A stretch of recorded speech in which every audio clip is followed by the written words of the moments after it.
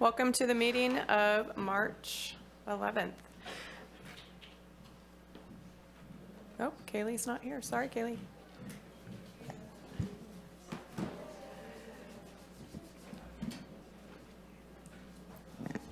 So I'd like to announce that Supervisor Arroyo is going to be on Zoom today, and she's appearing remote location of Green Tree Inn in Pasadena, California. Kaylee, can I have roll call, please? Yes. Supervisor Wilson? Present. Supervisor Arroyo?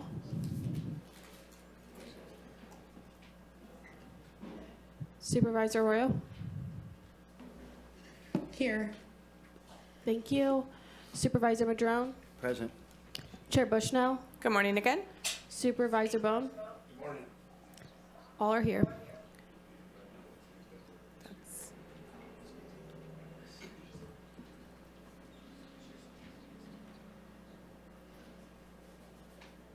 Okay, if we could do salute our flag, please.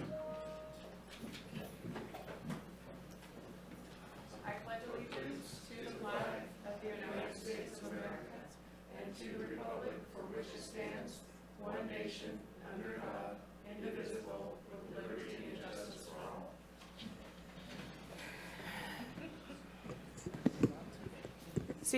CAO Hayes, are there any modifications to the agenda?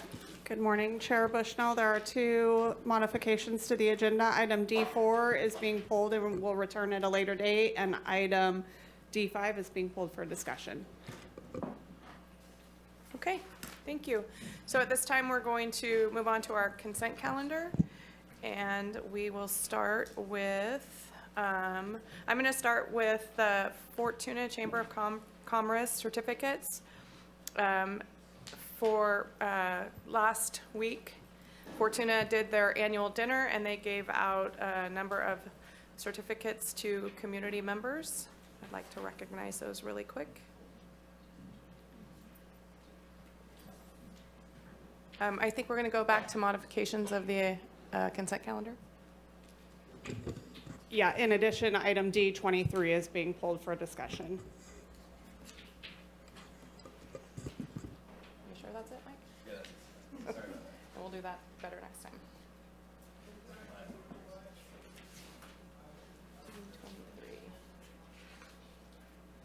There isn't a D23. Is it D22? 22, I'm sorry. No, I'm in glasses. D22. Correction to that, Chair, D22. So just to clarify, item D4 is being pulled and will be heard at another day. Item D5 is being pulled for discussion, and item D22 is being pulled for discussion. Okay, so I'm going to go on back to the consent calendar, and I wanted to recognize the chamber awards from Fortuna. Humboldt, the Humboldt Auction Yard won Large Business of the Year. Humboldt Tire won Small Business of the Year. Fortuna Kiwanis Nonprofit of the Year. Fortuna Farmhouse New Business of the Year. Chris Broadstock won 2024 Volunteer of the Year. Coast Central Credit Union Community Business of the Year. Horizon Business Products Milestone of the Year Award. And Mavis Amon won 2024 Ambassador of the Year. And I just want to congratulate them and congratulate the Chamber for a very successful Chamber dinner. So, and then the next. I think our esteemed chair, for her years of service to Fortuna, won Citizen of the Year? Citizen of the Year. Citizen of the Year for all her service and years to Fortuna. Yep. So she was being Thank very you. humble. So Thank you. So with that, we're going to go on to, let's see, that one was pulled. So we're going to do proclaim March 2025 as Women's History Month. Is anybody here for Women's History Month? Nope. Okay, well, I'm going to read it into the record. So, whereas women of every culture and ethnic background have made historic contributions to the growth and strength of Humboldt County in countless recorded and unrecorded ways, and whereas local women have featured furthered, the cause of freedom through a variety of means and seek a fair and just society for all while continuing to work for peace around the world. And whereas the history of Humboldt County women is an expansive story of outstanding individuals who sacrificed much and worked hard in pursuit of a better world, where peace, dignity, and an opportunity can reign, such as the work of Sarah Johnson, the first woman lighthouse keeper in California, right here on the Samoa Peninsula. And whereas women of Humboldt County continue to particularly important in the establishment of charitable, philanthropic, and cultural institutions, and whereas women have shaped our community by shouldering the care and nurturing of families, while furthering equality and administering justice in every corner of our community through volunteerism in schoolrooms, boardrooms, courtrooms, environmental organizations, and more. And whereas despite the contributions, the role of women in history has been repeatedly overlooked and often undervalued in the literature, teaching, and study of American history. So March is is Women's History Month, and it doesn't always have to be somebody that has made profound impacts. When in my life, I always thank my grandma who raised me and didn't have to. She's an amazing woman to me, and I know that throughout everybody here, you could have someone in your life that's just a woman that's just been important to you and has made a huge contributions to your life. So with that, I'm going to open the board up for anybody have a comment on consent calendar. Nope. Kaylee, you're going to have to help me with Natalie raises her hand. I'm good. Okay, thank you, Natalie. Okay, so with that, we will go out to public comment, and we'll start with Zoom. Thank you. I have a caller, 7718. I will unmute you, and you will have 3 minutes.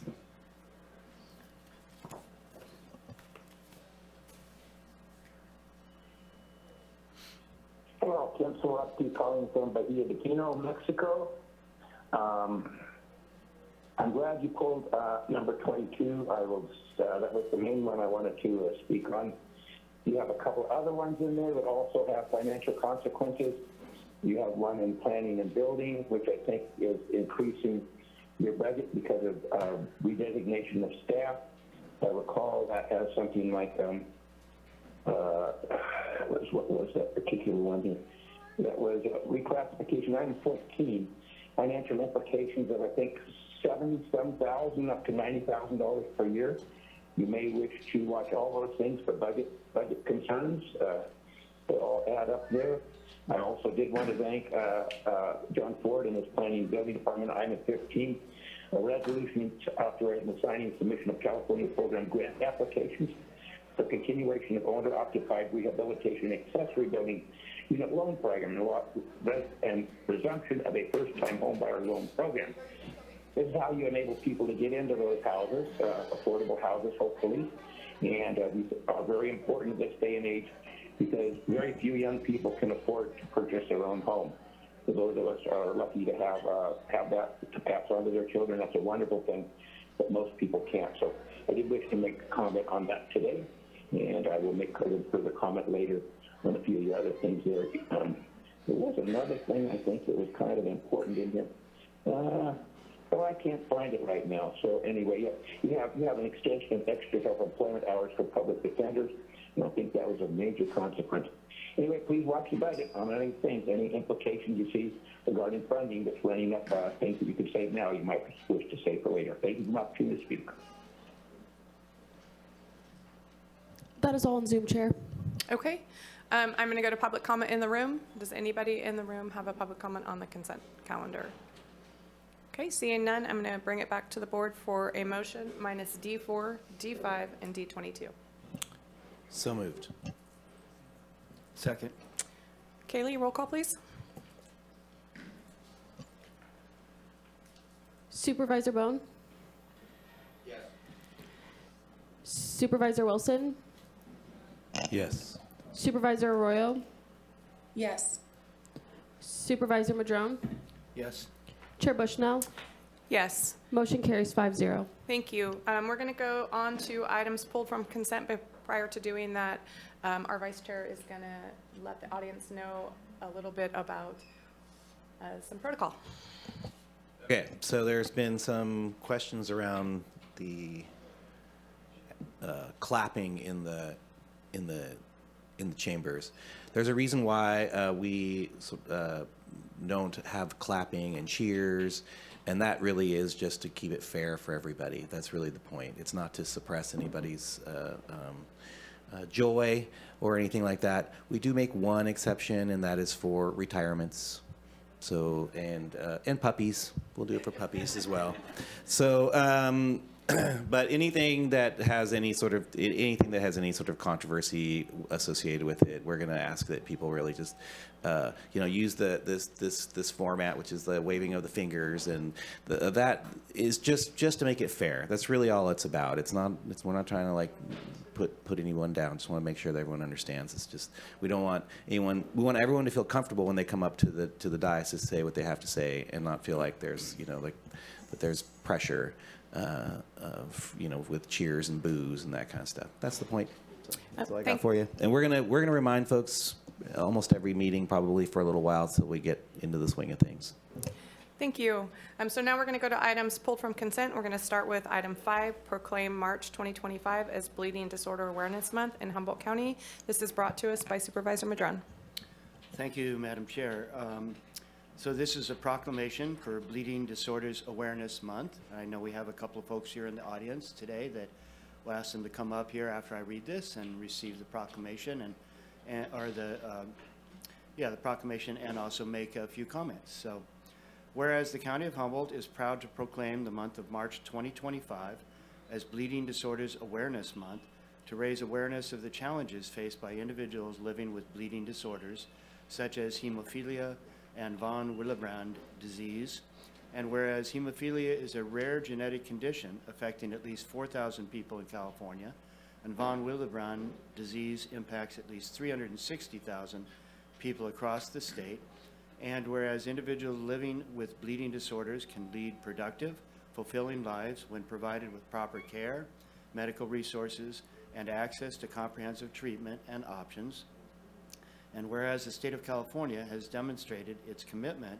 to the proper care and treatment of individuals and bleeding disorders through critical legislation and ongoing efforts to ensure that adequate medical resources are available to those in need, and whereas the Hemophilia Council of California works to improve access to care and treatment for those with bleeding disorders through advocacy, education, and outreach, while collaborating with its founding member organizations to advance quality of life, and whereas the Redwood Bleeding Disorders community plays a key role in supporting individuals and families living with bleeding disorders in Northern California through their mission to improve quality of life, build community, and offer various programs and services that educate, advocate, and support the needs of those impacted by bleeding disorders. And whereas the observance of Bleeding Disorders Awareness Month in March 2025 will elevate public awareness of inherited bleeding disorders, empowering individuals and communities to take action in preventing illness, unnecessary medical procedures, and disability, while promoting better access to care for those affected. And whereas the contributions of individuals and organizations like the Redwood Bleeding Disorders community are essential in raising awareness, fostering understanding, and ensuring that people with bleeding disorders have the support they need to live healthy and productive lives.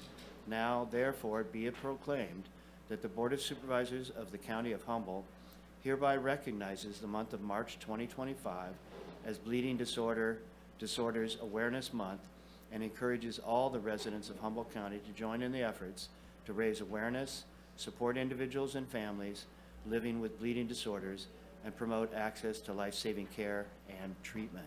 Signed, Chair Michelle Bushnell.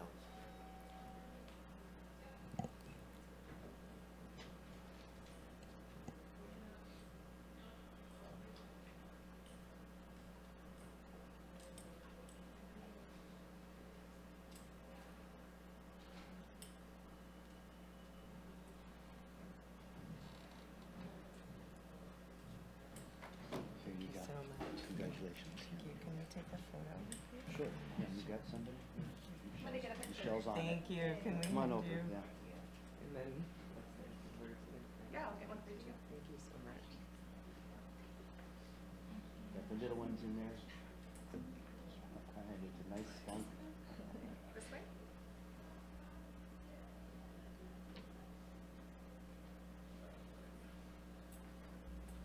There you go. Thank you. Please stay at the front of your microphone. Thank you. Thanks for coming.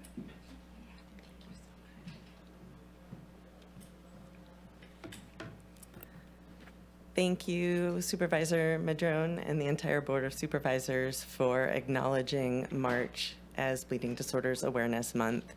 We're the Redwood Bleeding Disorders community. We represent individuals with bleeding disorders in rural Humboldt and Del Norte counties. And we are in a position, being so isolated, where individuals with bleeding disorders live anywhere from 5 to 8 hours away from their comprehensive treatment centers. Interestingly, when we look at research, it is our understanding that over 1,000 individuals in Humboldt and Del Norte County are living with bleeding disorders, most of whom are going undiagnosed and suffering needlessly. So we really appreciate your support and the recognition, and we hope that we have a wonderful opportunity to find those 1,000 individuals and help support them as they access care and improve their life. Thank you so much. Thank you. Yeah, please. Yeah, I just wanted to say thank you once again. I myself have a bleeding disorder as well as my son, and another thing that this does is it helps us get the care that we need, you know, so that we can be supported by the community and we can move forward in a healthy, strong way to give back to the community also. So thank you. Thank you. Thank you. Any comments from the board? Nope. Okay. I'll go out to public comment and we'll start with Zoom.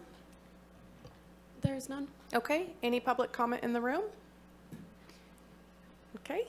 I'm going to close public comment and look for a motion. Supervisor Madrone? Yeah, motion to approve the proclamation. Second, and a thank you to all for bringing awareness. Really appreciate it. I did not know about this. So I also, I knew about bleeding disorders, but I know it's very brave to come up here and it's nerve-wracking at times, which I could see. So thank you for being so brave and coming forward.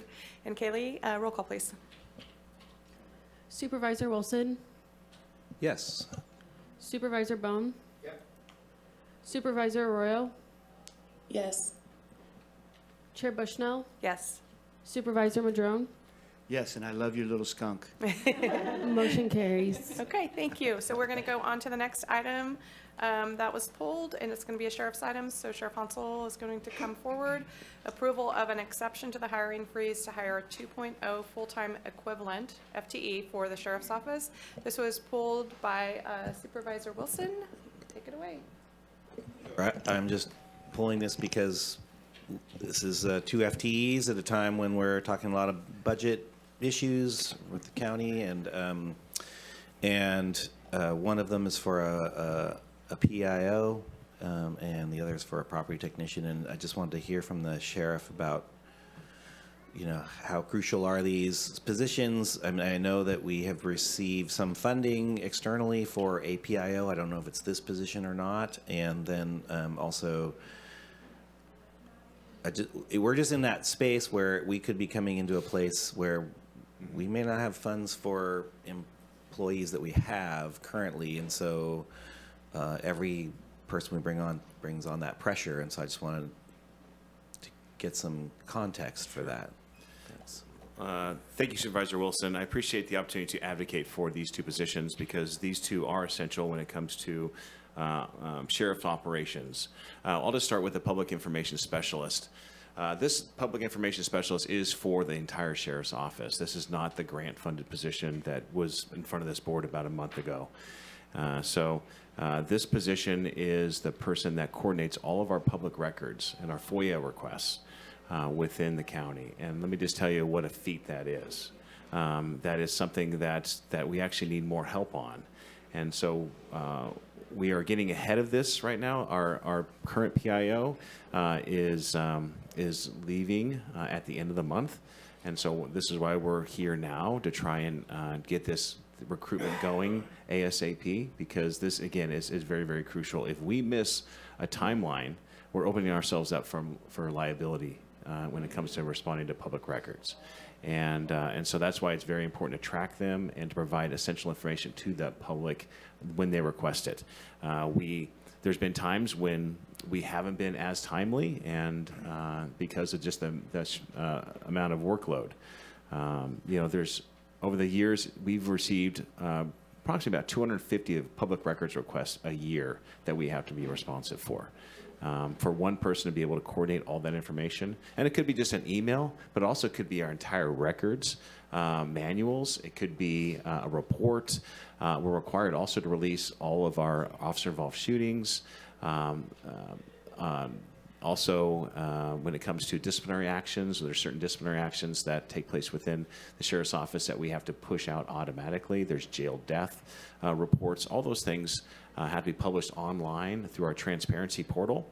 And so that's, again, their main job, as well as responding to all of the public all the public's information requests, or just responsive to all the information that we push out through our press releases. We push out probably 200 to 300 press releases, social media posts every year. And then it's very, very crucial when we have a critical incident out there that our public information specialist is the one that is pushing information to our community about an action that's close to a school, to a critical incident. Oftentimes, our deputies and our sergeants, lieutenants don't have time because they're coordinating the emergency. That's why this person is there to provide the essential information to the public. And so I think we've done a pretty good job over the years in providing information, and so the public has gotten used to receiving this information. And when we actually don't have a public information specialist in this job, all of the press and the reporters out there get very frustrated because they don't know who to call, and no one's getting back to them, because this is a full-time job to manage, and that's why it's essential that we do to hire this person. And so yes, so that's why that's important. Our property technician is very important because, number one, this is paid. We have $56,000 that we get from our drug task force to manage all the drug task force inventory. And this position is paid for by the drug task force. This was previously $50,000 that went to the Eureka Police Department. They managed the property. But when we, several years ago, we took that over, and then we took over that funding, and we hired a position to manage that. And so this is, again, $56,000 that's coming from the drug task force that pays for this position. And so there's really, again, these are budgeted positions. We have the money for them, and this is essential. We have 4 property technicians for the sheriff's office that process over 8,000 pieces of inventory or property or evidence every year, and that includes 500 guns and 1,200 drug items. And so what's so important about a property technician is chain of custody. They have to prove chain of custody when a key piece of evidence goes to trial. And they have to go in there and testify that that evidence was properly stored, maintained, if it got shipped off for testing, where did it go, where did it come back. Everything is meticulous, because if they can attack the evidence and how it was stored, and maybe it was compromised, then they can throw that evidence out. So that's why it's, again, very important that we have quality property technicians, that we have enough there. This position, again, is paid for by the drug task force, so really it has no impact on our budget. So. Thank you. Supervisor Bohn? And just because I've been here a little while, the job of the PIO has changed from the day Steve Knight used to do it and everything else. That that they are now helping coordinate the missing and indigenous people. That's where a big part of that, finding issues with that, and getting those handled and stuff, and so many other things. It sure seems like we report on a lot more stuff. Absolutely. In this information age where social media is king, essentially, we have to stay up on all the social media. We have to push information out through social media, as well as press releases, as well as release YouTube videos, critical incident videos. Every time there's a critical incident, we have to push out information regarding that. Our public information specialists are providing that, are doing those videos for us. If we didn't have that, we would have to contract out to the tune of thousands of dollars to try and get one of these videos produced. And by having someone in-house, we're able to do that, and it's a part of their normal duties. And then the property technicians, besides cataloging and everything they do, and recently haven't been down there and stuff, they're also the ones running around with the little cart when an item is needed up at the court. That's right. And then they have to stay with that because it is a chain of command. So there is, and we have more court cases. We have more court cases, as well as this. They're also the ones that are returning found property. They're also returning stolen property. Several hundred items every year that's stolen and recovered. They're the ones that coordinate the return of that property. And so they're also, when there's, we've had several like generators that we've confiscated over the years, and these generators through asset forfeiture, through seizure, they're able to store these and then subsequently go through the court procedure to turn these over to schools and other businesses. Volunteer fire departments have received these generators, and they're the ones that are responsible for these. And so it's a big job, but it's very, very, very important that we maintain these. Thank you, Sheriff. Thank you. Supervisor Wilson? So how many PIOs do you have in your department if this is approved? And what are their different lanes? Because Supervisor Bohn brought up the issue around, the missing persons element of that. But I thought that was maybe part of the grant-funded position that that you received money for. Where's the line and the delineation in that? Right. So the human trafficking grant is what we got, and that's where we hired a public information specialist for that grant. And so that person is currently hired. The person that is our full-time public information specialist, she is leaving at the end of the month. And so that's who we're replacing. What Supervisor Bohn is talking about is we have about 50 unsolved cases that they are responsible for creating a summary, as well as putting a picture together and contact information for these unsolved cases. Many of them are reported as missing and murdered Indigenous people, and that's part of their job, to push information out there to make sure that, again, we're transparent on our unsolved cases, and they're maintaining that through our website. Okay. Thank you. You're welcome. Thank you. I would just like to comment, there's been, first of all, 2 fire departments in my district that have received those generators with your help and help of your staff. So I thank you for that.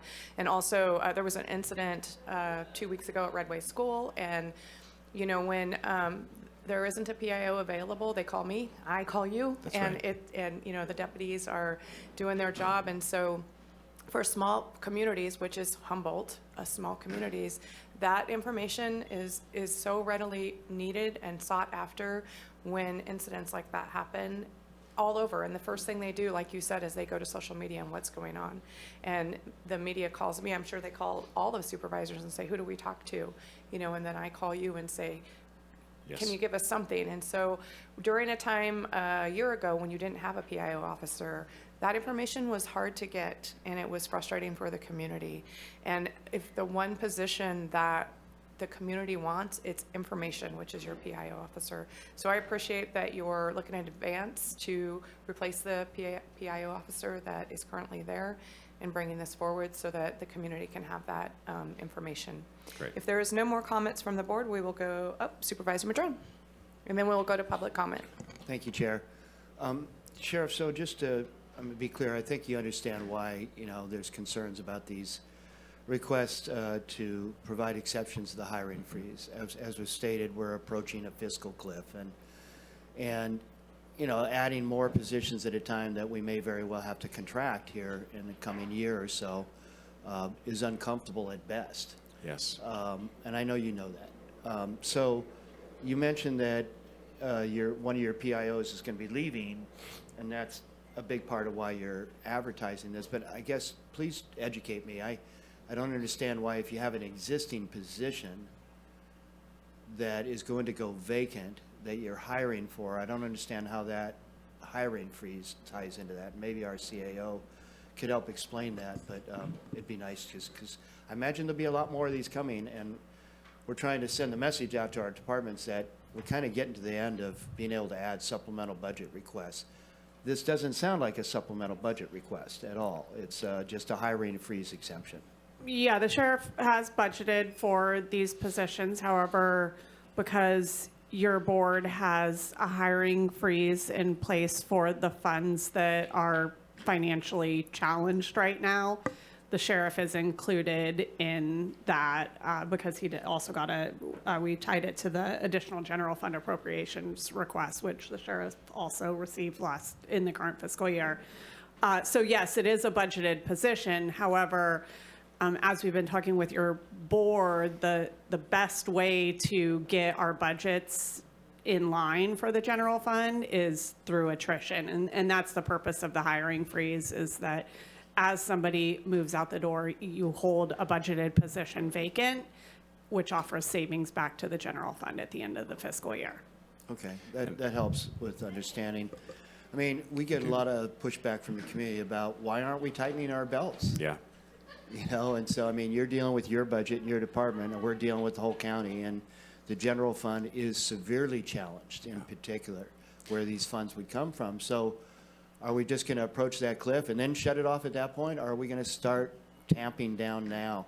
And every one of these, the department heads could come up and argue for how important the position is. That's not going to be enough, you know, Right. frankly, for us to decide, are we going to start tightening up our budget now?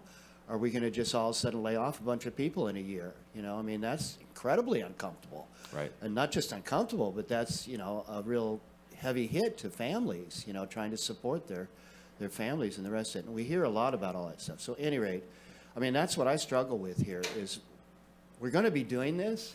Is it today from here on out, or is it in a month? Is it in a year? But it's coming.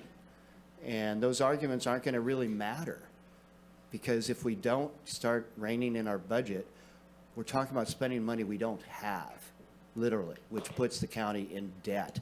Not just using our reserves, but starts putting us in debt. We have about a year and a half to kind of start making some serious changes in that process, or it's going to get really, really difficult. So I know you know these things, but sure. that's why this has been pulled. Yeah, I totally agree with you. I understand that. I urge this board to be financially responsible. I mean, that's why I've advocated for Measure Z funds to be pulled back and for you to spend all Measure Z funds on county positions and not on those exterior positions. And it's going to be extremely unpopular for you all sitting up there. But I'd rather you say no to some of these other outside agencies than no to the essential functions that we do in the county. And I do want to say, Measure Z did pay for an additional public information specialist, and we had 2. That's not counting the coalition public information specialist. That's 2 public information specialists, because when we went to body-worn cameras, our public records and the ability to respond to those and the video redactions is quite complex, and it's going to take an additional person to be able to process all those. That's what the public information specialist was supposed to do, the second one. But we didn't have that filled, and it got eliminated from our budget last year. And so now we're down to 1, essentially, to do all those functions. And so that's why, again, this is, again, very, very critical that we have this. But I understand what you're saying.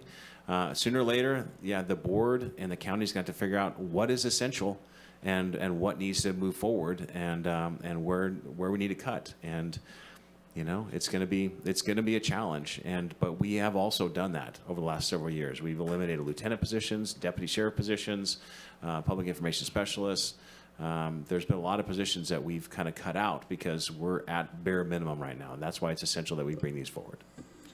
Yeah, go ahead. Yeah, so I totally get that, and I appreciate what you're saying about Measure Z, but let's be clear, a lot of the money that doesn't go to the 4 departments goes to our volunteer fire departments, who aren't even paid. They're volunteers. We're sitting here talking about paid positions and the impact that might be on families if we discontinue certain positions and stuff. But with our volunteer fire departments, we're talking about people that are volunteering. And the numbers of volunteers are going down. And with all the fires and all the danger, I mean, that is absolutely a public safety issue, along with the ambulance out of Hoopa and Willow Creek on 299. I mean, how do we, those are just as critical as the positions in these 4 departments. So it doesn't put us in a position where we could just cut off those other things, right? I mean, we're struggling with how do we maintain all of these things with less. Yes. And I know, again, that you get that, but Z isn't going to be able to be solved in the way that you suggested. I just hate to I say mean, it. there's other things you can do with Measure Z, as well as the TOT tax, right, that went to So other things. I'm sorry, Sheriff, but that's not the agenda item, and Sure. so we're kind of Yeah. getting a little away from it. I apologize. And That's it okay. does tie back into your budget, but if we could bring it back to this agenda Sure. item. Thank you. Okay, sorry. I see Supervisor Arroyo's hand up, but I do want to make a comment that I see on this item, I see it budgeted for, you have it out for 3 years or 2 to 3 years. And if our board, tightens its belt more, which we've already tightened on you a lot, it's your discretion on what you fund and don't fund within your budget, and what you have to cut and what you don't have to cut. I see with the staff report that it looks like continuing forward, this is a key position for you, that it's not something that you're going to be probably cutting. It's going to be other items, which you have the discretion to use your budget within your budget means, which is part of these 2 positions. Is that correct or not? That is correct. Okay. Yes. Okay, so thank you for that, and we're going to go to Supervisor Arroyo. Thank you, Sheriff Hansel, for the explanation of this. So I between the staff report and your explanation, I just want to clarify a couple things for my own understanding. So it sounds like the person who's in the public information specialist position is actually leaving, right? We have a departing position, and that's a 1-for-1 replacement. Is that correct? That's correct. Okay. And then with the property technician position, I mean, in the staff report, you mentioned that there are 4 assigned, or 4 positions within your budget. 2 are full, 2 are vacant.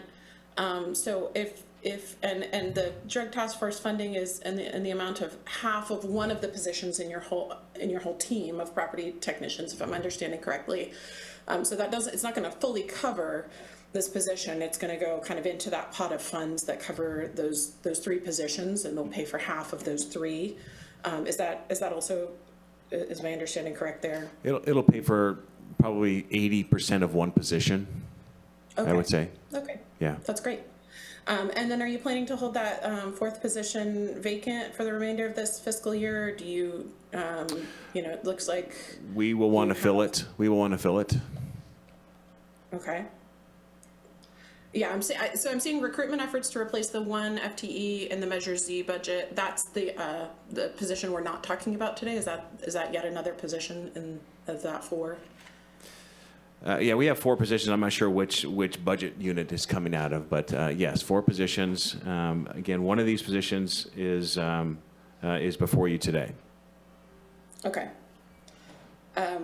Yeah, I mean, I guess I care what budget unit it's coming out of, because we're being asked, to make some difficult decisions here. So it sounds like you have the funds for 1 under Measure Z. I don't want to kind of go into the weeds there, but and then about 0.7, 0.8 of a position out of the drug task force. So this is something that would just be coming out of your other kind of funds that are essentially general fund. Is that correct? Yes. Okay. So I'm going to ask Regina to come forward, Natalie, and Supervisor Arroyo to answer your question, if that's okay. Sure. That sounds great. Yes, so we have 3 FTEs that are funded in our 221 budget, which is general fund. We have 1 FTE funded in 297, which is Measure Z. Measure Z did not have a hiring freeze, so when that position became vacant, it did not come before your board, and we are recruiting for that one, and there's currently candidates and backgrounds for the Measure Z position. So that's one of the 2 vacancies. The vacancy that we have right now that we're coming before your board is in the 221. It's the general fund one. It's the one where we get the drug task force funds that cover about 80% of it. So in the staff report, what you'll see in the 221 budget is the remaining cost of what we think will be, or the portion that the general fund is paying for. Does that help clarify? That does, thank you. It was a Okay. bit of a complicated mix of funding. Yeah, with the schemes. two different sides. Yep. Okay, thank you. Thanks, Regina. Okay. Supervisor Arroyo, do you have more questions? Nope, just that helped clear it up. Thank you. Okay, so at this time, unless Sheriff Hansel has something to add, we'll go out to public comment. Okay, so we're going to start with public comment on the Zoom. Thank you, Chair. Caller 7718. I will unmute you and you'll have 3 minutes.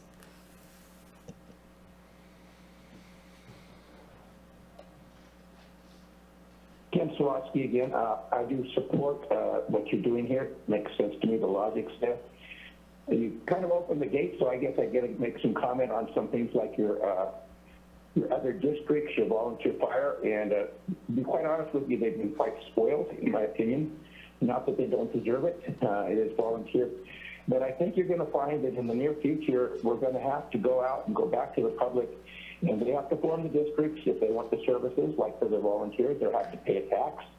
I support them having that decision if they want to do that. Same with the ambulance service. Those things need to be funded within the districts and with their service. You're going to find that the general fund is going to continue to shrink as far as actual money that's available when you talk about actual dollars and buying power. So I strongly recommend that anybody out there in those districts on the next ballot measure go ahead and see if the people wish to have their services continued rather than waiting to when you can't fund them any way, shape, or form. Just as an example here, with law enforcement, they've brought forward our contract with the sheriff's office. We greatly appreciated Blue Lake's going down by $20,000 to 170. Blue Lake actually gets probably $15,000 more projected in our actual cost for law enforcement. So I wanted to shout out and thank the sheriff and how he is using his money. And again, you give him the money that you can afford to give him, and I trust him to use it in the best manner that he feels appropriate. So thank you for my opportunity to comment on public safety, and this is a very important topic to all of us out there at this time. Thank you. Caller 0159, I will unmute you and you have 3 minutes.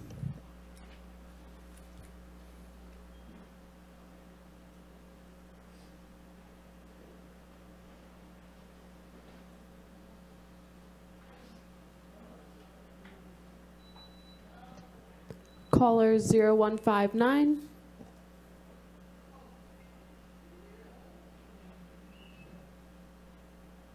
Can you hear me? Yes. Hello? Is this Michelle Bushnell?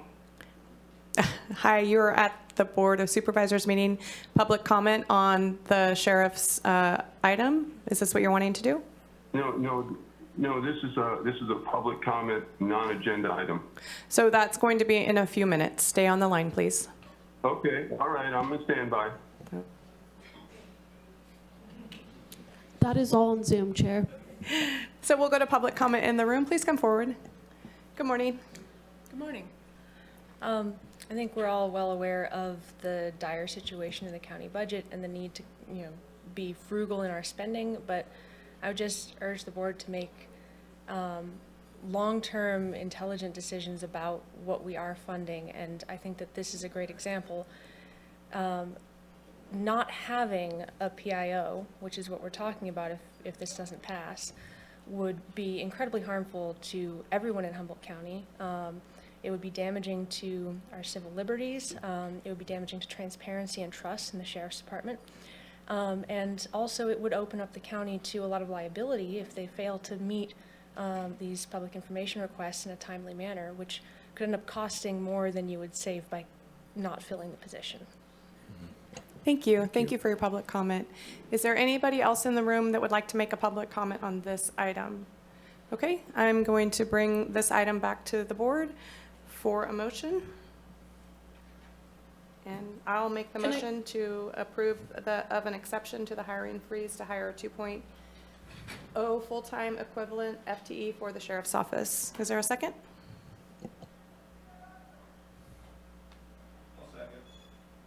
Okay, Kaylee, roll call, please. Can I please make a comment? Yeah, go ahead, Supervisor Arroyo. Thank you. I don't want to hold this up, and I trust the judgment involved here, and that there's a mix of funding sources to cover this, and I know that it is already part of the budget, and I just want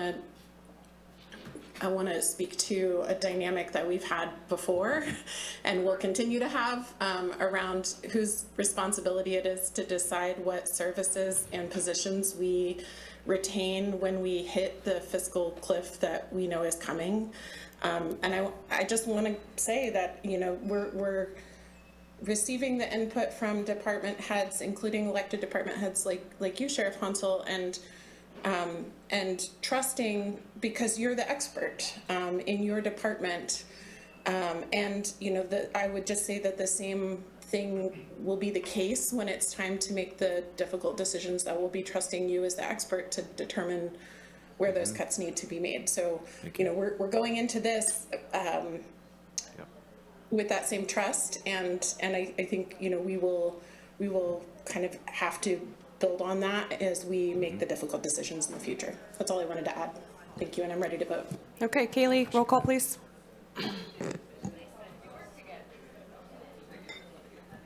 Supervisor Madrone, Yes. Supervisor Wilson, Yep. Supervisor Arroyo, Yes. Chair Bushnell, Yes. Supervisor Bohn. Yes. Motion carries 5-0. Thank you very Sheriff. much. Appreciate the opportunity. Thank you. Okay, so those are all of our pulled items from consent, and so now we are going to go to public comment on non-agenda items, and we are going to start on Zoom, and I want to just let the room know for Ask Me and people that are here, we have a closed session item that's going to come probably before noon that you can comment on for negotiations. You're welcome to make any comment not about negotiations now, and so we will start on Zoom, please. Thank you. Caller 7718, I will unmute you and you will have 3 minutes.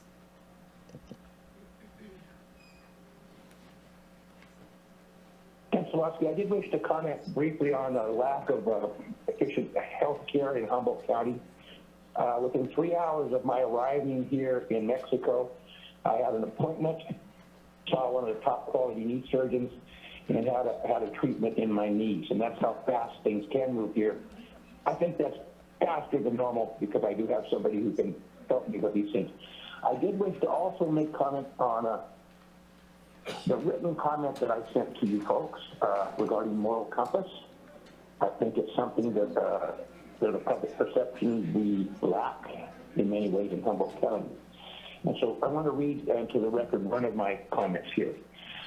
Another example of lack of moral compass are some CWS staff, and I'm just saying some, who go to court and make fraudulent statements to the court, withhold relevant information, fabricate false accusations, and only present required information that supports their narrative. This results in indigenous children placed in a home with someone they have accused of sexually and mentally abusing them. Some CWS workers have done nearly everything possible to preclude tribal participation, the tribe's legal right under ECWA.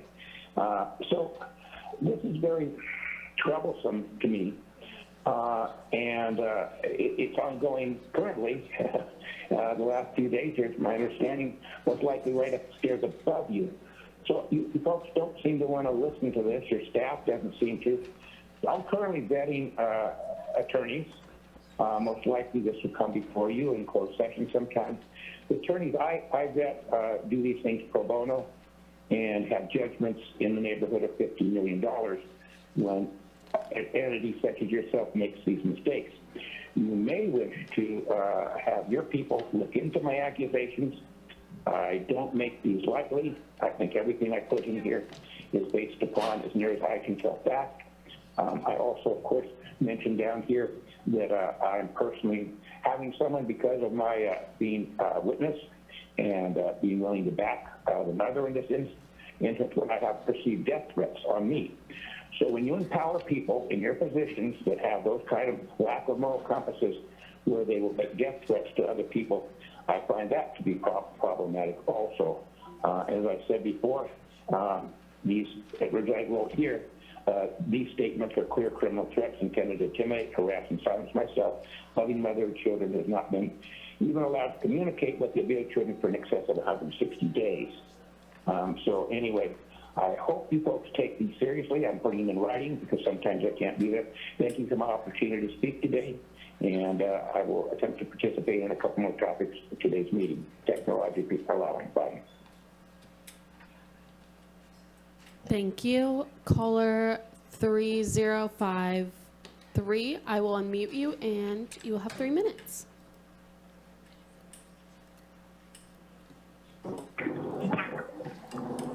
Good morning, Thomas Mulder here. Just want to confirm you can hear me.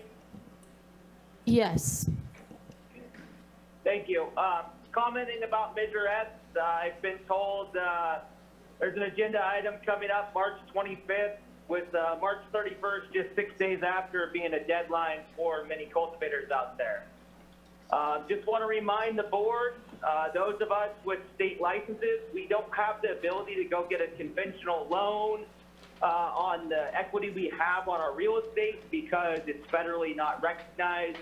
So we don't have that opportunity. Hard money, even at 20% interest, is not possible to go get at this point in time because people are pulling their funding away from the cannabis industry. So, and also a regular business loan that you can show them a budget and how you plan to get there, that is not available as well because it's federally illegal. So when you do make this decision, I want you to be thinking about it and do your homework beforehand. I'm headed up to go make another payment today. I'm still regretting maybe I should have only done the $100 minimum on a couple of projects and had one paid off now so I didn't have as much angst. Don't really know. But it's just people are doing what they can, but it'd be nice if you made a decision or kind of showed your hand. Your last agenda item, you're going to run into even more budget problems, and the county is going to be completely bankrupt if we don't do something drastically about a big economic driver for our community. Thank you for the opportunity to speak. Thank you, caller. Caller 0159, I will unmute you and you have 3 minutes.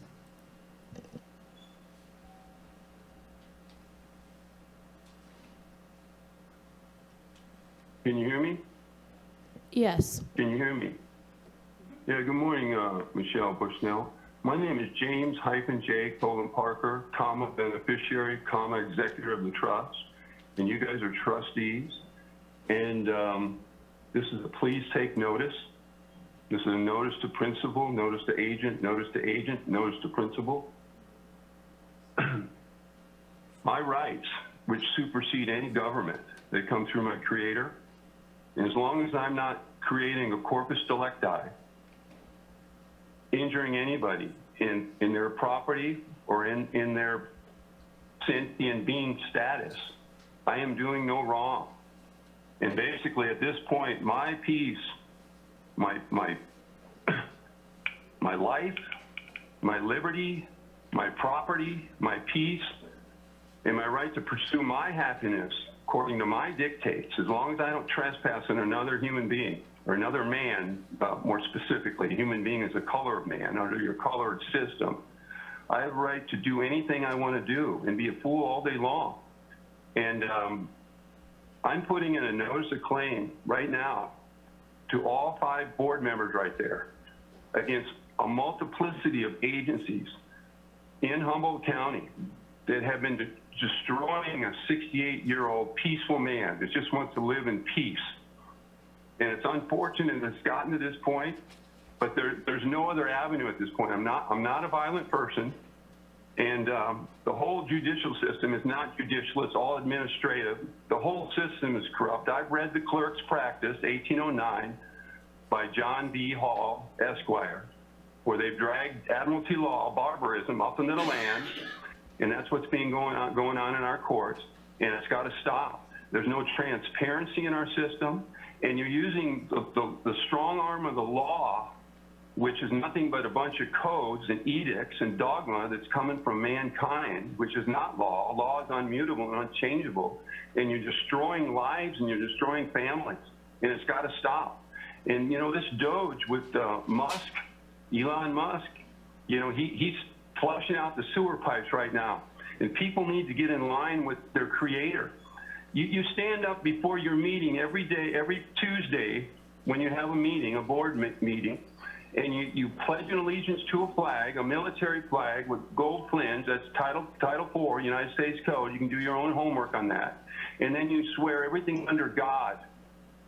And then you railroad people, the peaceful people that just want to be left alone. If there's no corpus delicti, there's no crime. And a corpus delicti means you need a verified claim under penalty of perjury from a sentient being that you caused them injury or harm, in fact.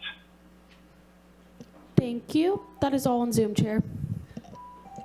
Okay, thank you. We'll go to public comment on non-agenda items in the room. Gordon, come forward, please. Good morning. Thank you, Michelle. Hello, everyone. I'm excited to invite you to Illuminate 2025, a special Sunshine Week event on Thursday, March 20th, from 5 p.m. to 7:30 p.m. at the historic Eureka Theater. This is a free event open to the whole community, hosted by Access Humboldt and co-sponsored by the League of Women Voters. Sunshine Week celebrates transparency and open government, and this event will highlight how independent media keeps our community informed and engaged in civic participation. We'll hear from local media leaders, honor one outstanding journalist with the Ray of Sunshine Award, and enjoy a reception at the theater lobby. The inaugural event includes a paddle race to support the Broadcast Backpacks program, providing portable media toolkits for local libraries. So any Humboldt County resident can learn to create and share important stories in an authentic and meaningful way. These broadcast backpacks will remove barriers to local broadcast journalism and increase representation of our many cultures here in Humboldt County. So join us for an evening of conversation, celebration, and action. Let's shine light on media, democracy, and the next generation of storytellers. There's more information on our website at accesshumboldt.net. Hope to see you March 20th at the Eureka Theater. Thank you. Good morning, Kelly. Good morning. My daughter, Tamara Sanders, was born 3 weeks after my 16th birthday in Fortuna, California, in March of 1992. In 1995, she was trafficked right here out of Humboldt County, California, at the age of 3 by Jolanda Elaine Ingram. She's the Yurok tribal attorney from Blue Lake Rancheria who created Two Feathers. This is where I met her, and at the time, she believed that I was sleeping with my ex-husband, who was underage at the time. Now, trafficking does not always look how you think it will. It isn't always the obvious they kidnap your kid and sell them to some sex cult, although that happens too. The people who are accepting awards here locally because they advocate against trafficking are not educating the public as to what trafficking actually looks like, and they run from me when I try to talk to them. Our family was targeted by accessing locally federally funded programs. It was not one bad, scary man that napped my daughter. This was a large organized trafficking ring involving Del Norte County District Attorney's Office, Del Norte and Humboldt County Sheriff's Office, as well as many other Humboldt entities, including DHHS and Humboldt County Superior Courts, and many of Tamara's friends. This trafficking ring, who commits medical fraud as part of their operation, eventually took my daughter's life on May 2nd, 2021. She was addicted to drugs, and apparently people think nothing of another addict dying. A local surgeon here once asked me if I thought you could make anyone into an addict. I would have not thought so at the time, but this is a sophisticated ring that targeted my daughter, and indeed, they did make her an addict. This ring still exists today and is actively recruiting in Humboldt and other California counties, but especially here in the North State. This trafficking ring grooms children for years. They work on gaining yours and your child's trust. These are local people in trusted professions like therapists, doctors, judges, commissioners, and local law enforcement officers. They might even be your local sheriff. And in this case, I'm not referring to Hansel, but I am referring to Del Norte's previous sheriff, Eric Apperson. He resigned 3 weeks after he met me because he is more of the boots on the ground type of trafficker. He relies on his charm and can't look at a mom who knows what just happened and lie to her. I was told by many in the public that Apperson and his wife swing and they use children to gain access to other children. These types of people train their children to recruit other kids. Recruiting may not exactly what you think it looks like, and I will do a future speech. And I know my time's over, but there'll be more. Thank you. Hi, good morning. Good morning again. Welcome. Thank you. So although I am an AFSCME member and a county employee, I want to start by saying that I'm not here to comment on labor negotiations. I'm here on my unpaid lunch break to express my disapproval for the conduct of this board during previous meetings and again earlier in this meeting.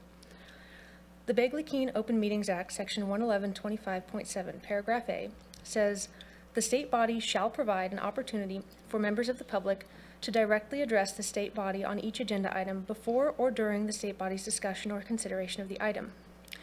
Paragraph D says, "The state body shall not prohibit public criticism of the policies, programs, or services of the state body, or of the acts or omissions of the state body." In at least 2 recent board meetings, and again this morning, when my fellow union members and I made public comments criticizing the policies, programs, acts, and omissions of Humboldt County and this board, we were told by Supervisor Bushnell that such comments should be withheld until comment period for closed session labor negotiations. This is problematic in 2 ways.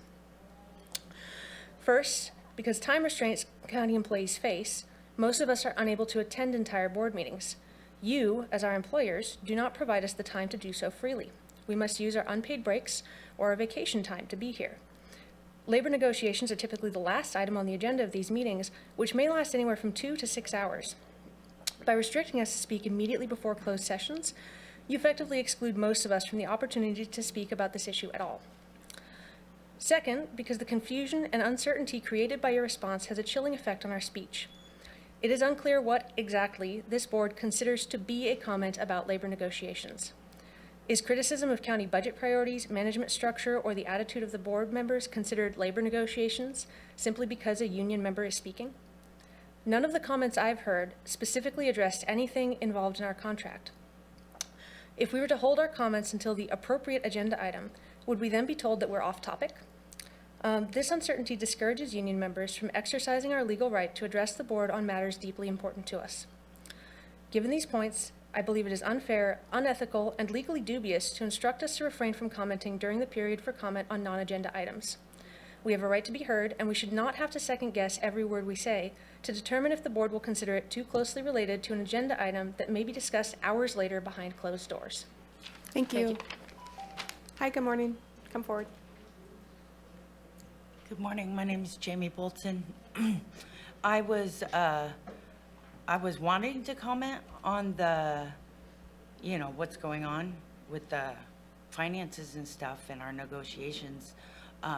So I'm wondering if you can provide me a specific time where I can come back, because I'm currently using my benefit time to be here. And I want to speak up.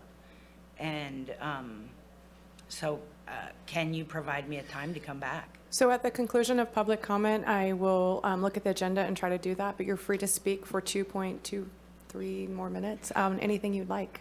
Well, what I have to talk about is, what I have written is regarding negotiations. Okay, so as soon as public comment is completed, then we'll try to give you guys a time of when closed session will happen. Okay, thank you. Thank you so much.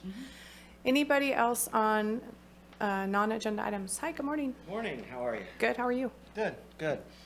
I'm here just based on the Measure S, really more of a plea for an extension to our payback time frame. The challenges we've faced, I hear all the economic problems you guys are having, and I'm sure you're well aware we've already fallen off that cliff as far as the cannabis market is concerned. I am currently trying to sell my property, and It's basically half of what I paid for it, minus all the improvements and cleanup that I performed to get to this point. It really puts us in a situation with this coming up so quickly, and I know you gave us some time, but like I said, short and sweet, this is a plea for more time to get these payments out to you. There isn't much more I can say. I just felt I wanted to come down here and ask for this from you. And that's really it. So please have a great day, guys. Happy to come down. Good to see you. Thank you so much. Is there anybody else for items, non-agenda items, before I close public comment? No? Okay, so public comment on non-agenda item is going to close. And then looking at the agenda, we have 1, 2, 3, 4 public hearings. So it's really hard to anticipate. And I do want to just comment that closed session always comes at the end of the meeting unless we have an attorney for a closed session item and we time set. It's not to stifle anybody's comments. It really isn't.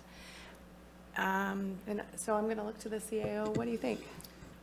I would say it's probably going to be at least 1 o'clock. Okay.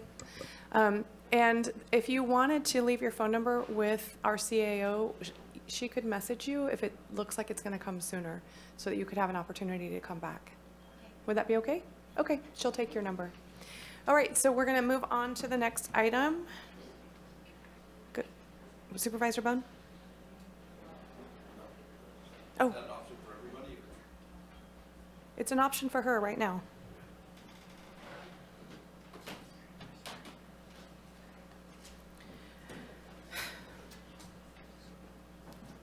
So we are going to go to our first public hearing, H1. And this comes to us from Planning and Building, and Director Ford is with us. So this is going to be amendment to the short-term rental provisions of the inland and coastal zoning regulations. And I am going to open the public hearing, and I'm going to go to our county council. Thank you, Chair Bushnell. Currently before the board is an ordinance amending Title III, Division 1, Chapter 3 of the Humboldt County Code, Section 313-61.05, subsections 61.05.9.1.1, 61.05.10.3.1, 61.05.10.6 relating to short-term rentals, coastal short-term rental ordinance.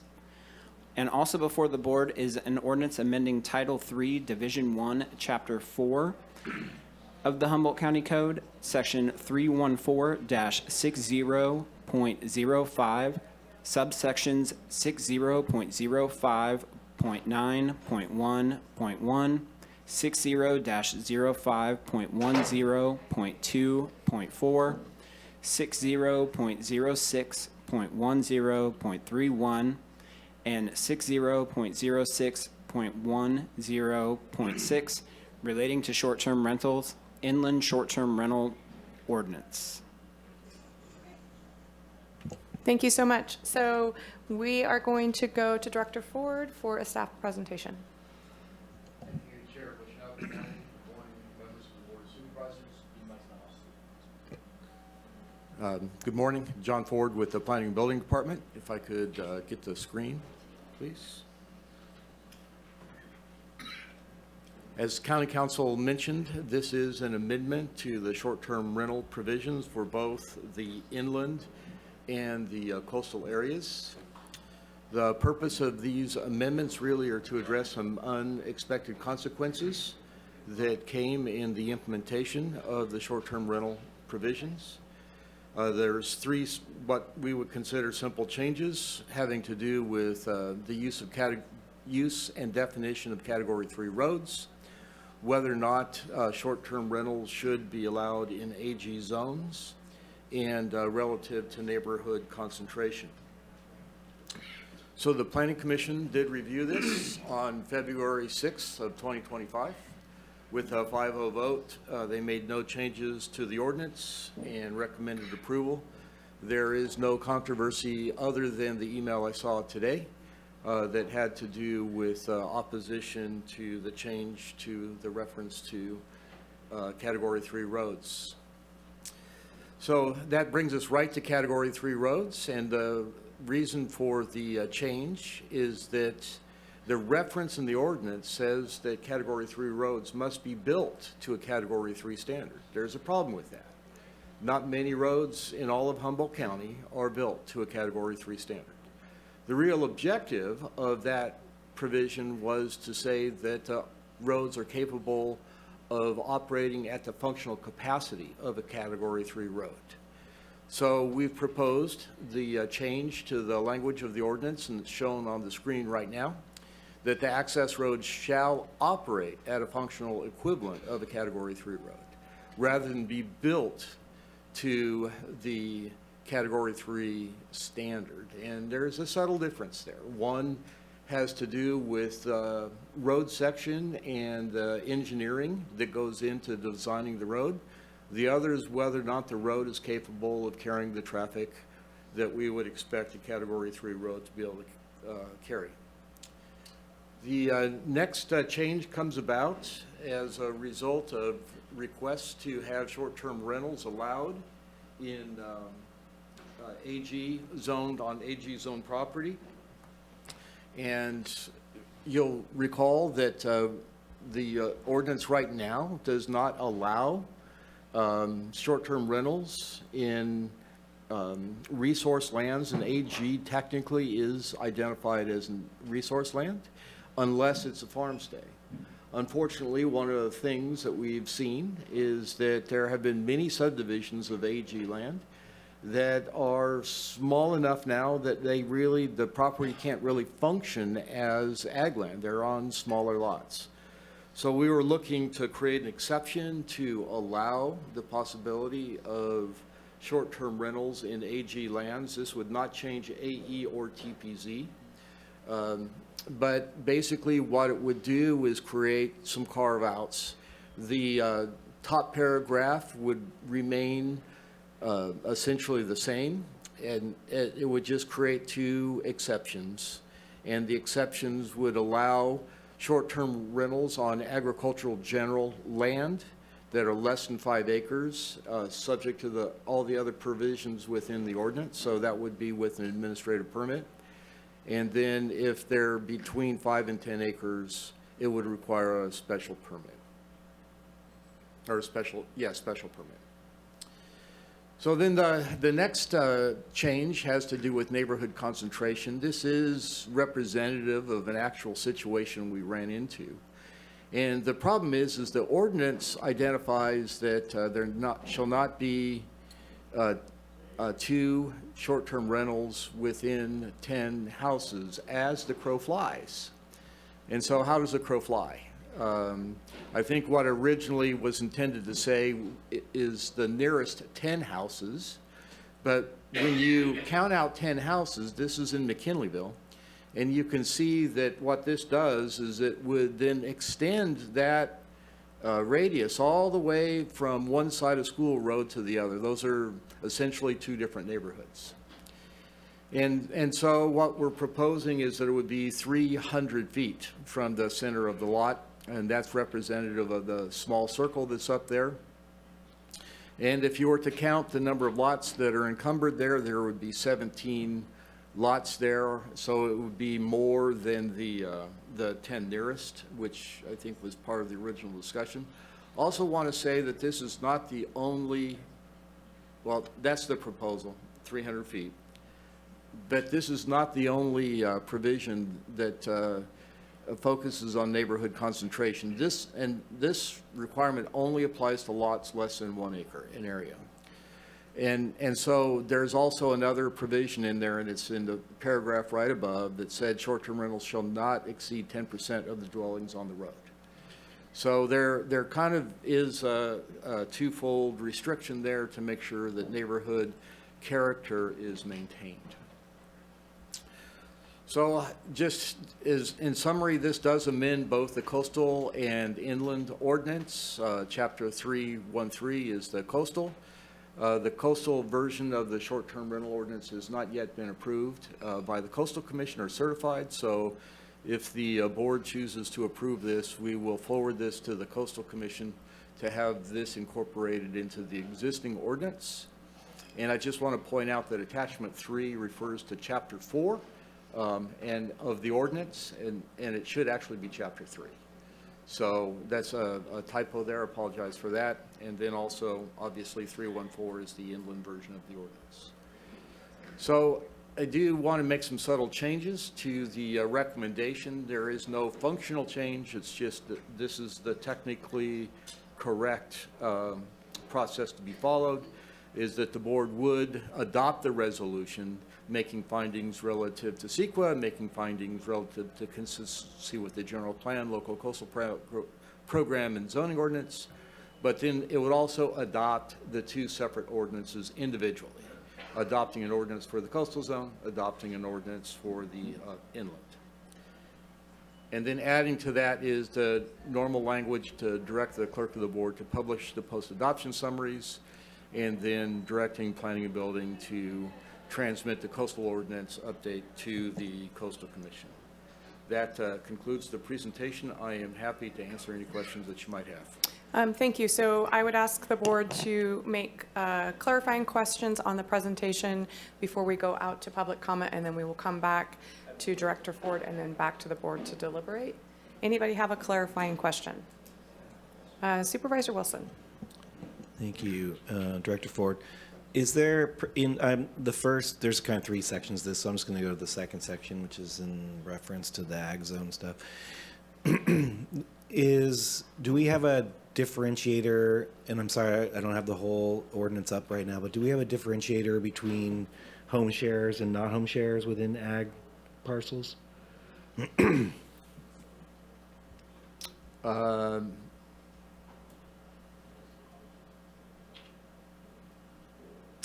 I believe if it's no, they are subject to the same provisions. Okay. Thank you. I appreciate that. I think that's it for my clarifying questions. I have some comments and requests We'll that come we can back talk to- about and yeah. get back to later. Thanks. We'll come back to that. So at this time, we'll go out to public comment on the Zoom. There is none, Chair. Okay, so we're going to come to public comment in the room on the changes on the short-term rental ordinance. Good morning, Craig. Good morning. This caught my attention just because I'm having flashbacks of cannabis. What sounded like come in and get your permit turned into quite an onerous process, and lots of board time and public time. So, you know, in my mind, I looked at this as being an option as we age out of being farmers with one of our properties, and I'm scared to think about that now. So I wish you all the best in figuring this process out, because it looks like it's going to go on for some time. Thank you. Thank you, Craig. Are there any other comments in the room about the short-term rental ordinance and the update to the ordinance? Okay, so I will close public comment and come back to the board, and we will go to Supervisor Wilson.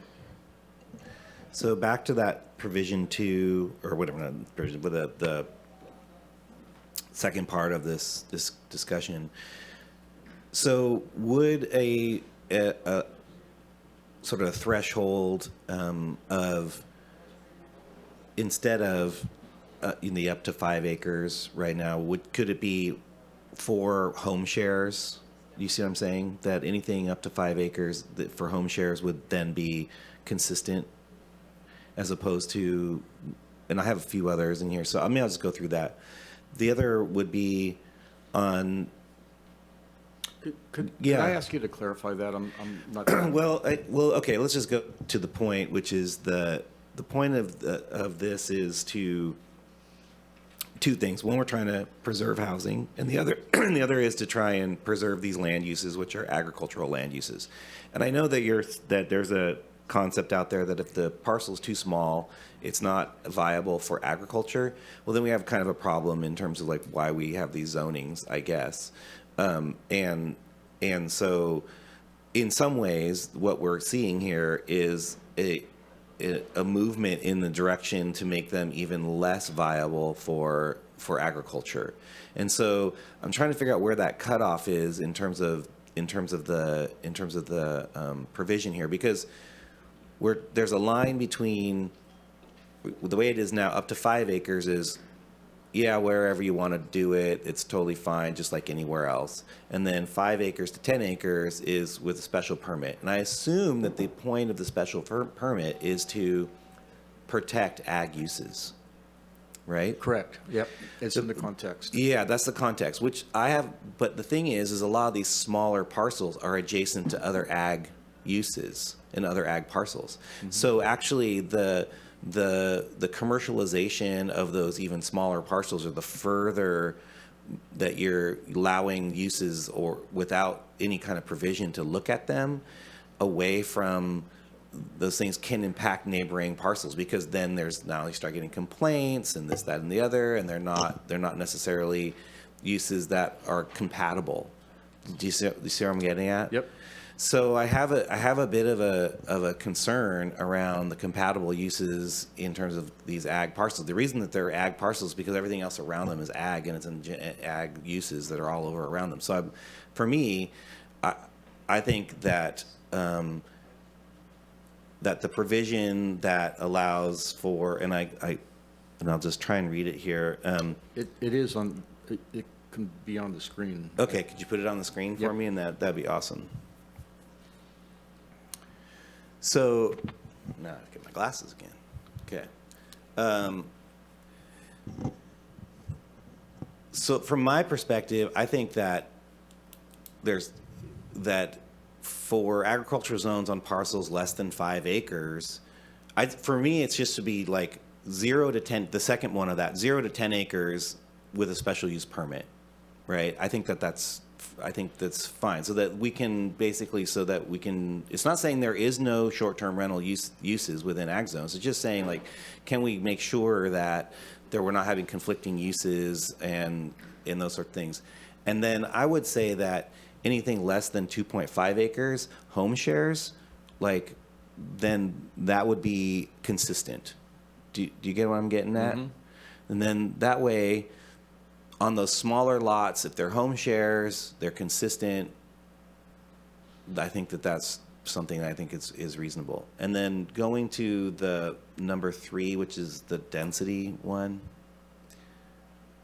I see what you guys are doing here. I'm just telling you, the standard right now for most municipalities is 500 feet. But the difference is they're 500 feet because most municipalities are standard residential zonings. They're 500 feet from the property line.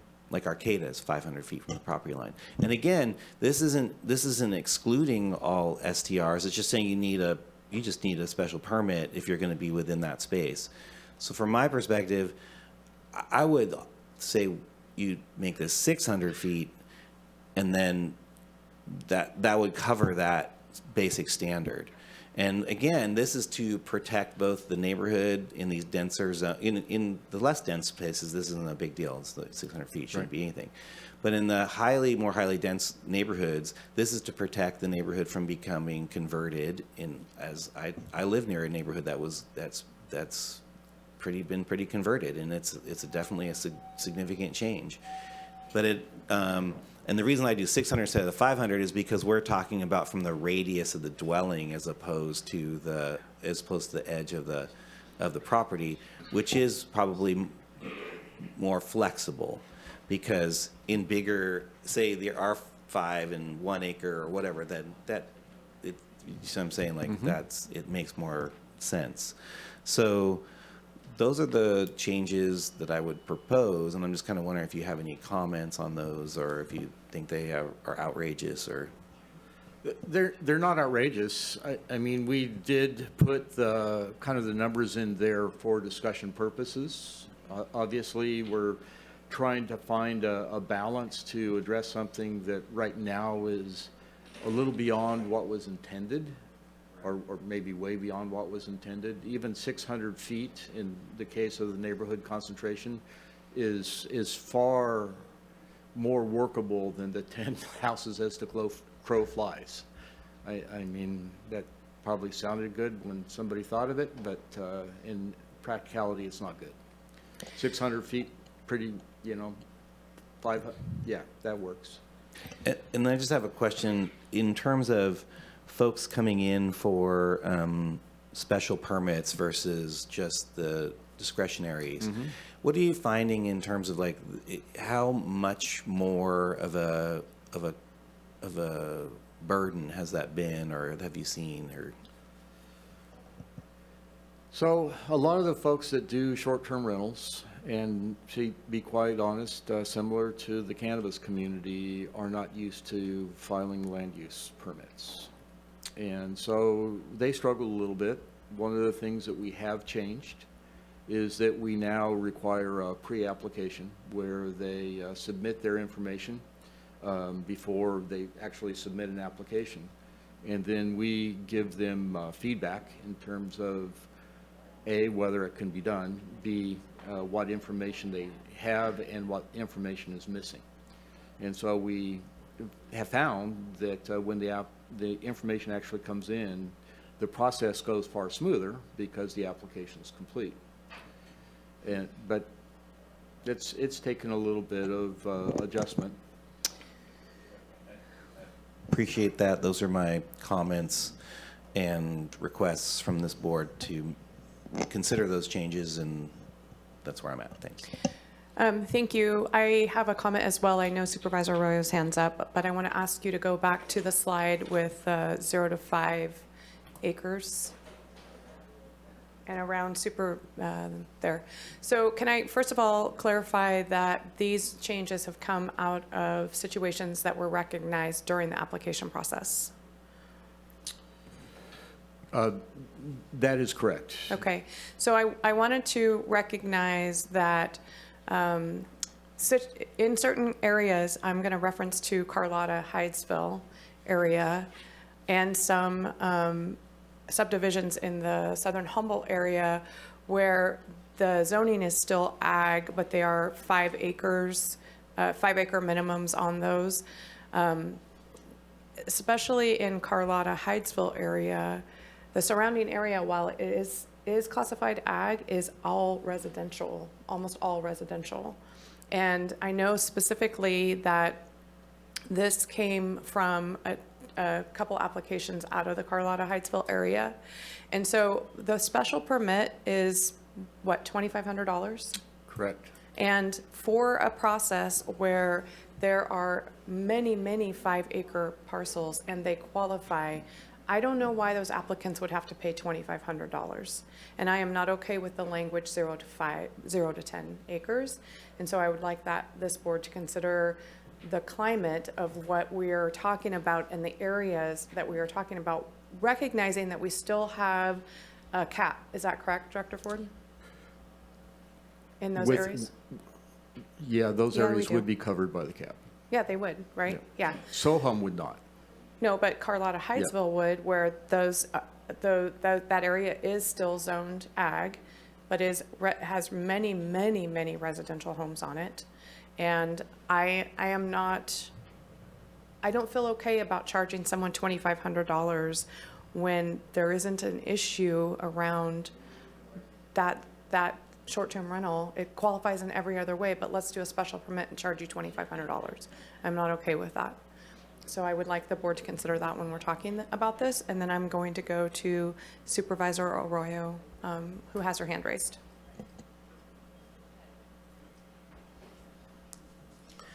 Thank you. I just wanted to clarify that a couple things. One is, so if they are an actual farm stay, regardless of size, they don't need to undertake these steps, right? Because we've already kind of laid out that we want to encourage agricultural learning and farm stays. Is that correct? That was the intent of the way the ordinance was written, correct? Yep. Okay. Yeah, I want to make sure we preserve that because I would love to see there be farm stays, but it sounds like many of the people who have applied are not engaging in agricultural activity at this time. And then we got some public comment about the Category 3 road topic, and in looking through all all the attachments, I can see where this was coming from. Basically, the person was expressing that it's hard for the general public to know what is functionally the equivalent of a Category 3 road. And I didn't see where it points to our, and maybe this is in there and I missed it, but where it points to the design standards that are available online, and it is fairly straightforward about what that means, about being able to pass at slow speeds, about not having parking on that roadway, about the number of parcels served, et cetera. So I'm just wondering if you can add a little clarity about what direction we're giving people to determine whether they functionally are the equivalent of a Category 3 roadway. And I will just say also, to me, these design standards read very simply. They're not hard to understand, but they're not, I didn't see where they were included in any of those attachments. Yeah, no, we did not. Thank you for that. We did not include the design standards because, frankly, that's what we're trying to get away from. If we were to live with the design standards, almost all of the short-term rental applications we have would require a special permit, including homestays, because not many roads in Humboldt County comply with Category 3 road. And so part of the objection that we're getting is coming from somebody who is a well-versed engineer, completely understands what a road cross-section and improvement standard looks like and should do. But to be able to evaluate that as part of a short-term rental greatly increases the complexity of the review. What we are telling people is that a Category 3 road needs to be capable of essentially allowing two-way traffic, 16 to 18 feet in width. It can be narrower in spots, provided that there is room for people to stop on one side of a pinch point and allow other people to come through. It is a little bit of an art. I see Tom Matson has his hand up, but it is the Public Works Department that absolutely does help us to make that call. And so it is an informed decision when the call meets the functional equivalent. It's not just something that planner standing at the counter makes that call. It is something we coordinate with Public Works about. So thank you, and recognizing that Director Matson has his hand up, I'm going to ask for his comment around the Category 3 road. Go ahead, Kaylee. So I just wanted to add that most of us in the engineering profession use standards from the what we call the ITS traffic standards, which tells us how much a building will generate in traffic so we can plan the infrastructure. And for short-term rentals in an existing house, it actually drops the traffic on the road. And so we're holding people to a higher standard than they actually will have in the long run on that road if we require them to upgrade the road past what it is currently holding and currently allowable traffic on that road. And that's the conundrum we're in, where we're holding people to a very specific standard when it has to be looked at site specific. If it's a new unit, yes, there may need to be improvements. But for an existing unit on existing roads, even our Category 4 roads, Alder Point and Matole, they have pinch points, one-lane sections. And so it's, we have to look at it holistically and not hold it to the entirety of the bottom line standard of it has to be this or you don't get it. We need to be flexible in order to accommodate in our economy, and we believe that it really comes from the Institute of Traffic Studies that shows that STRs drop the traffic because short-term rental people just don't make all the travel trips that a normal resident household would. Thank you. Just the reason I asked that is it's a little unclear to me and I assume that if anyone's engaging with this process, they're going to be contacting the department or have interactions at the counter, and then you'd be able to tell them that. But I think the point that the commenter was making was well taken about, maybe that person fully understands, I think they do, the provisions here, but the average person, I want this information to be clear to them. And if I were reading that and didn't know about categories of roadways, I think the idea of it being functionally equivalent would be confusing. So maybe the language could say something, a simple change like functionally equivalent as determined by the Planning and Building Department and Public Works Department, please consult with us, or something that makes it clear that they're not just supposed to like figure it out on their own, that we will help them. That's the part that when I was reading it, it seemed to be missing. So I just wanted to make that point. Thank you. Around that question, Director Ford, when someone applies for an STR and you look at those, right? It's not by their determination, it's by your determination. We help them to put together the information that they need to provide to demonstrate that it is a Category 3 road equivalent, yes. So I don't think having more language is a burden, but sometimes can be more confusing when you are going to be helping them with that decision making about the category of the road.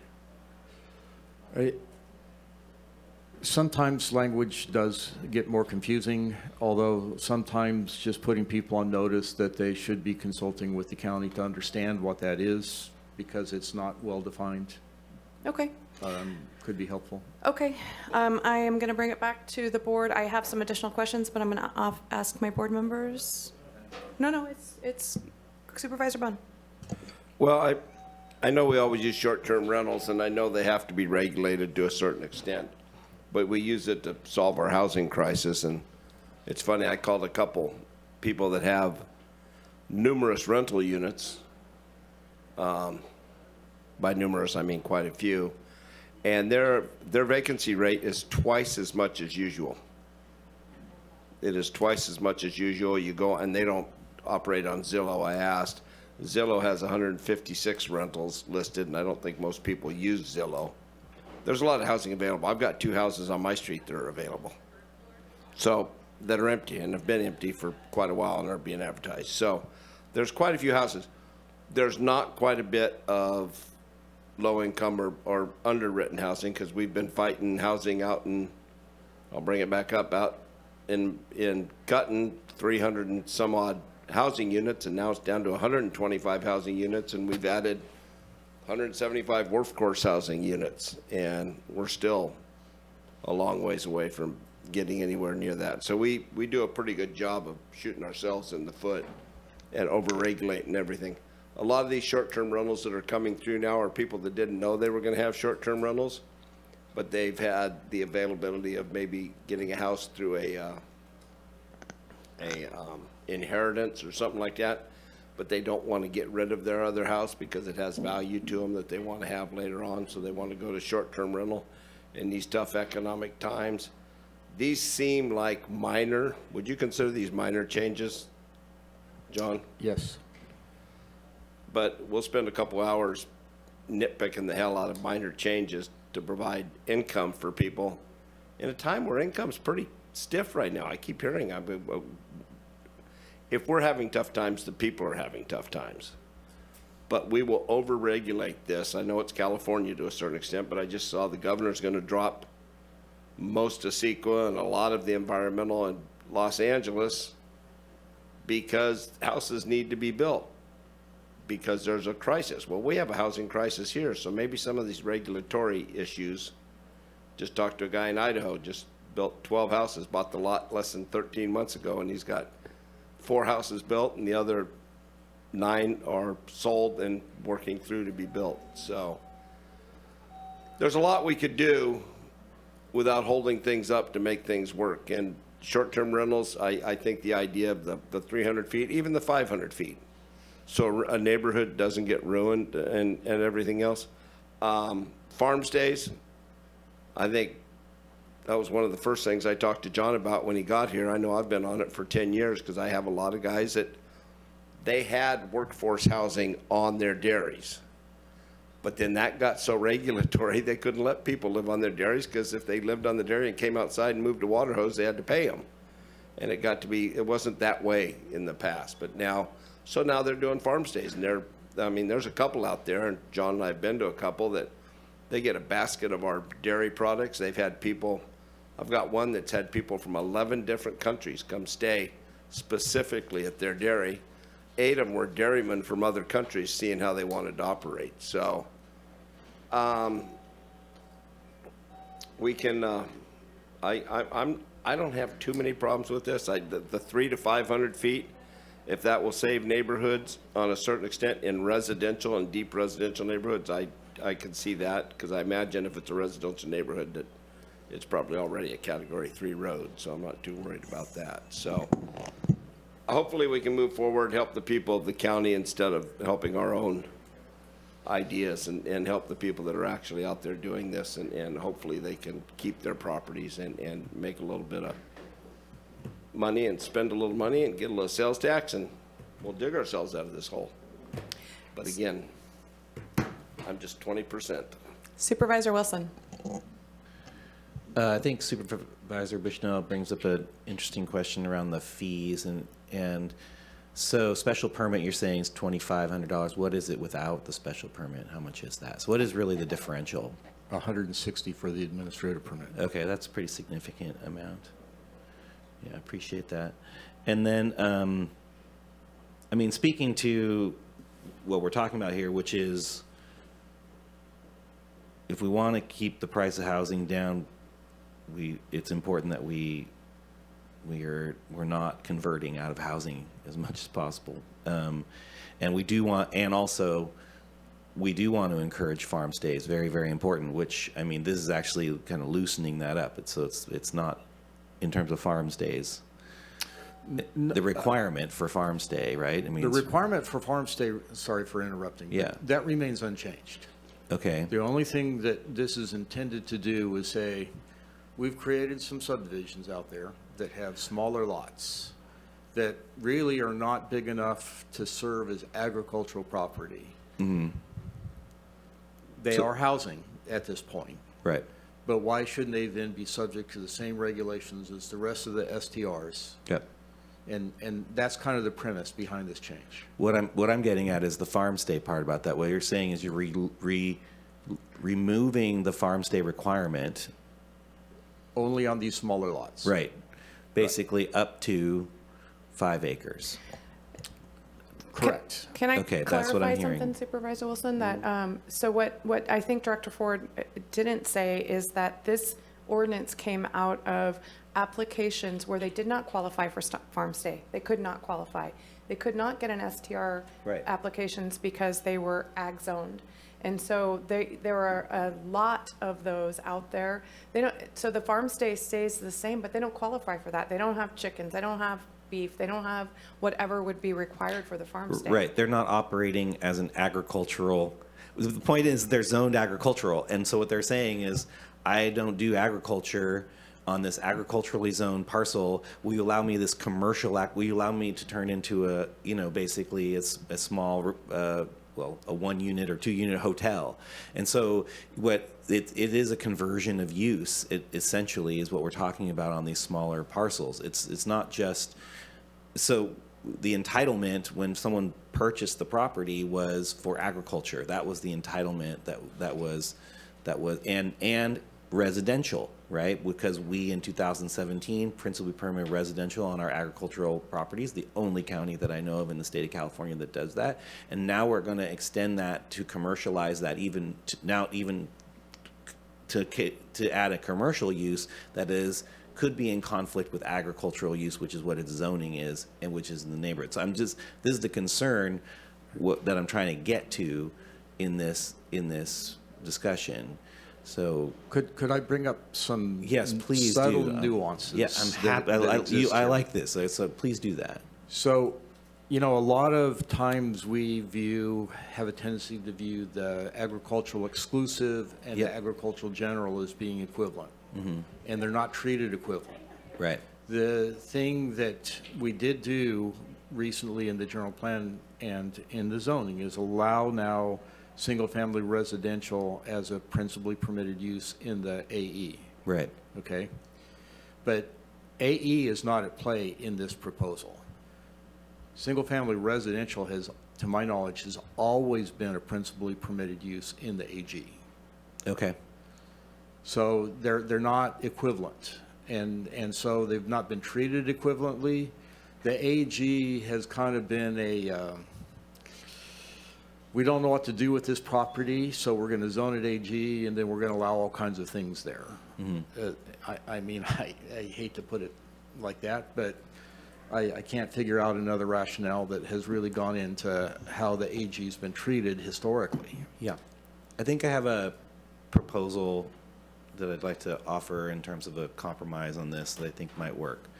So, which would basically to, instead of, can you bring that back up again?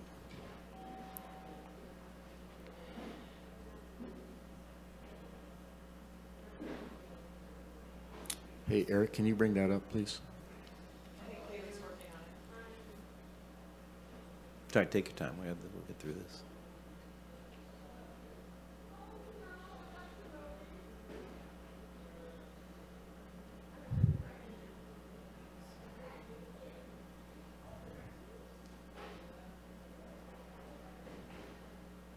And just a quick question. We have a definition for home share Yes. short-term rentals in here. So, okay, I just wanted to make sure that we have a definition for that.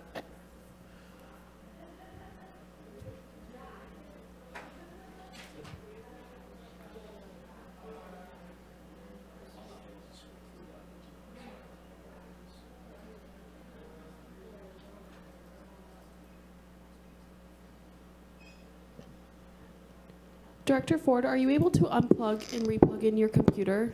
I'm having some technical difficulties on my end. So I'll stop sharing. And I could just verbalize the proposal and with some explanation, and if that works. It's not that complicated. Thank you. Ah, there it is.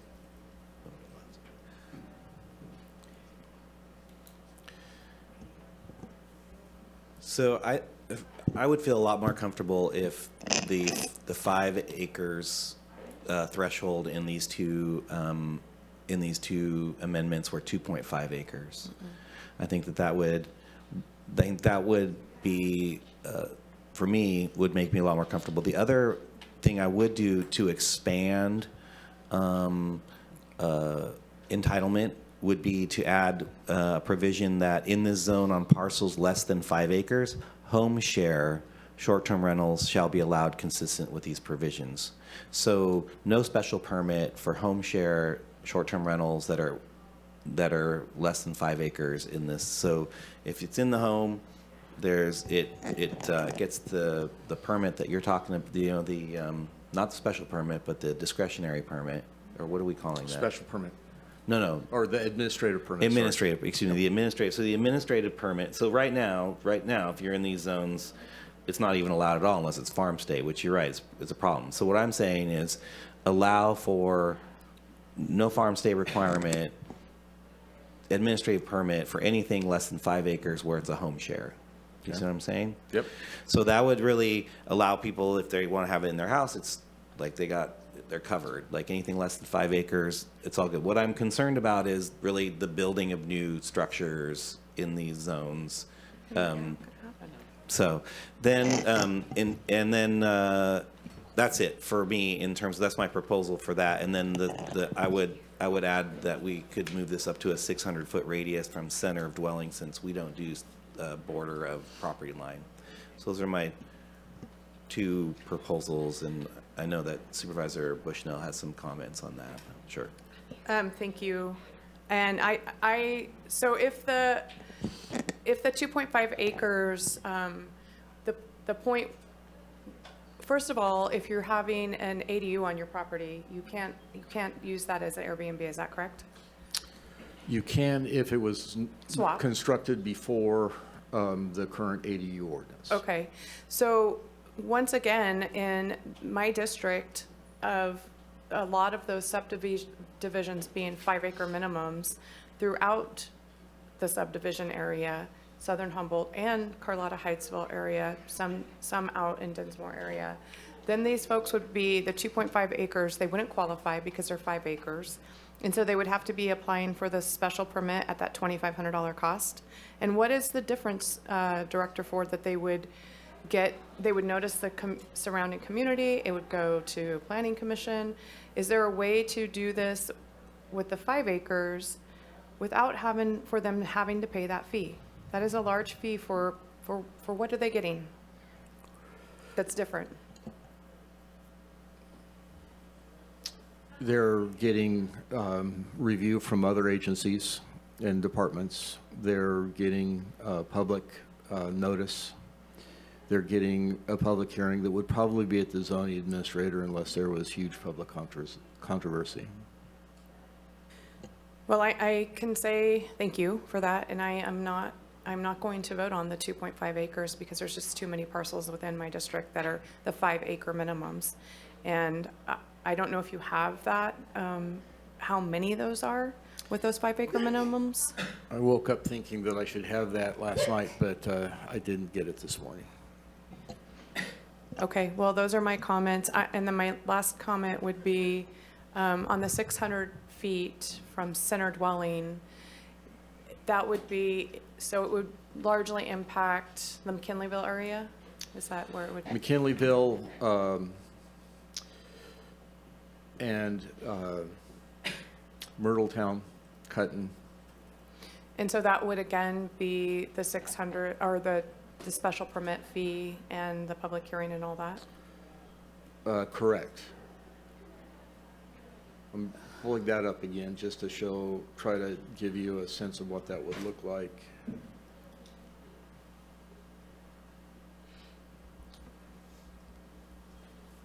So if we could look at the... Kaylee, can you pull the PowerPoint back? There you go. Thank you. So this is currently at 300 feet. So 600 feet would roughly be twice that and would cover, an area that would be something around that radius right there. Okay, and so these areas specifically are, have the percentage of, so how does that play into this? So that they're combined standards, so you got to comply with them both. Not more than 10%, 1 in 10 units on a street can be short-term rentals, and you can't have 2 within, in this particular case, a 300-foot radius. So if we were to move that 300-foot radius to the 600-foot radius, does it go beyond the 1 in 10 is it duplicating the effort? Well, in this particular case, probably none of the streets would be able to have 2 anyway, and so the 10% requirement would really only be on very long streets. So let me ask you this: so do you believe that the 300 feet radius, instead of as the crow flies, takes care of the issue of stressing neighborhoods with short-term rental ordinance? Well, what we tried to do, and I'm not sure if other agencies have done this with the 500 feet or not, but what we tried to do is have a 2 requirement system, 10 houses, nearest 10 houses, or it ended up being as the crow flies, and then the 10%, not more than 10% of the units on the street. So those are combined in terms of what the protection is to the neighborhood character. I'm not sure if other jurisdictions that have used 500 feet have thought about a percentage in addition to that. Okay. Yeah. Well, thank you. Those are my comments for right now, and Supervisor Bohn has a comment. And I don't know because my eyes aren't that good, but in that 300 feet, I count 21 houses where that line hits. So would that come in? Now I'm going to go back to the 300 feet. So if we went to 2, that would be 10%.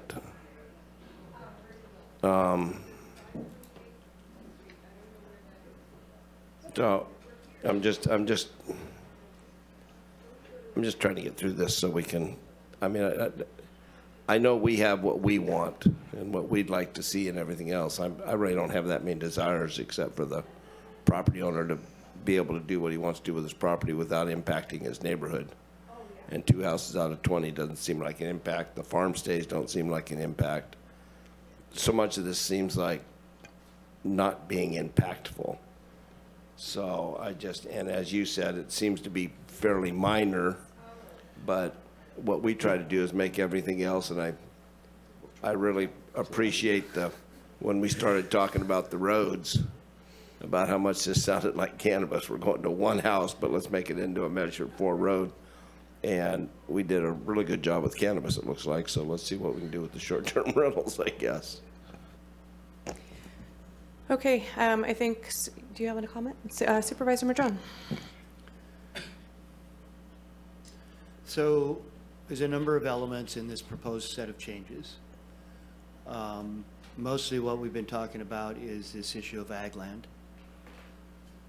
I will say that in general, I'm concerned about our housing being converted because we have a serious housing crisis, and that's definitely raising rents and competition for houses for people that want to live long-term. So I'm not inclined to make that easier. And then there are requirements around the Category 3 roads, as well as the density, the separation between short-term rentals. There have been situations that have come up in the last months since we passed this ordinance where you might have a road with, 2 short-term rentals with only 3 houses on the road or something like that. John, you and I have talked about a number of specific situations in my district where the rules didn't seem to anticipate certain outcomes and stuff, right? So I'm just going to say that in general, I'm not supportive of making it easier to convert things to short-term rentals. But I also want to make sure we're being fair to those that do have short-term rentals or have the potential for one. And with some minor tweaking of the ordinance, we can allow those. So we'll see where this board goes with a motion. Supervisor Wilson? Thanks. I'm gonna make a motion, and I want to point out that yes. Natalie has. I'm gonna let. Oh, no. Okay, I don't mind.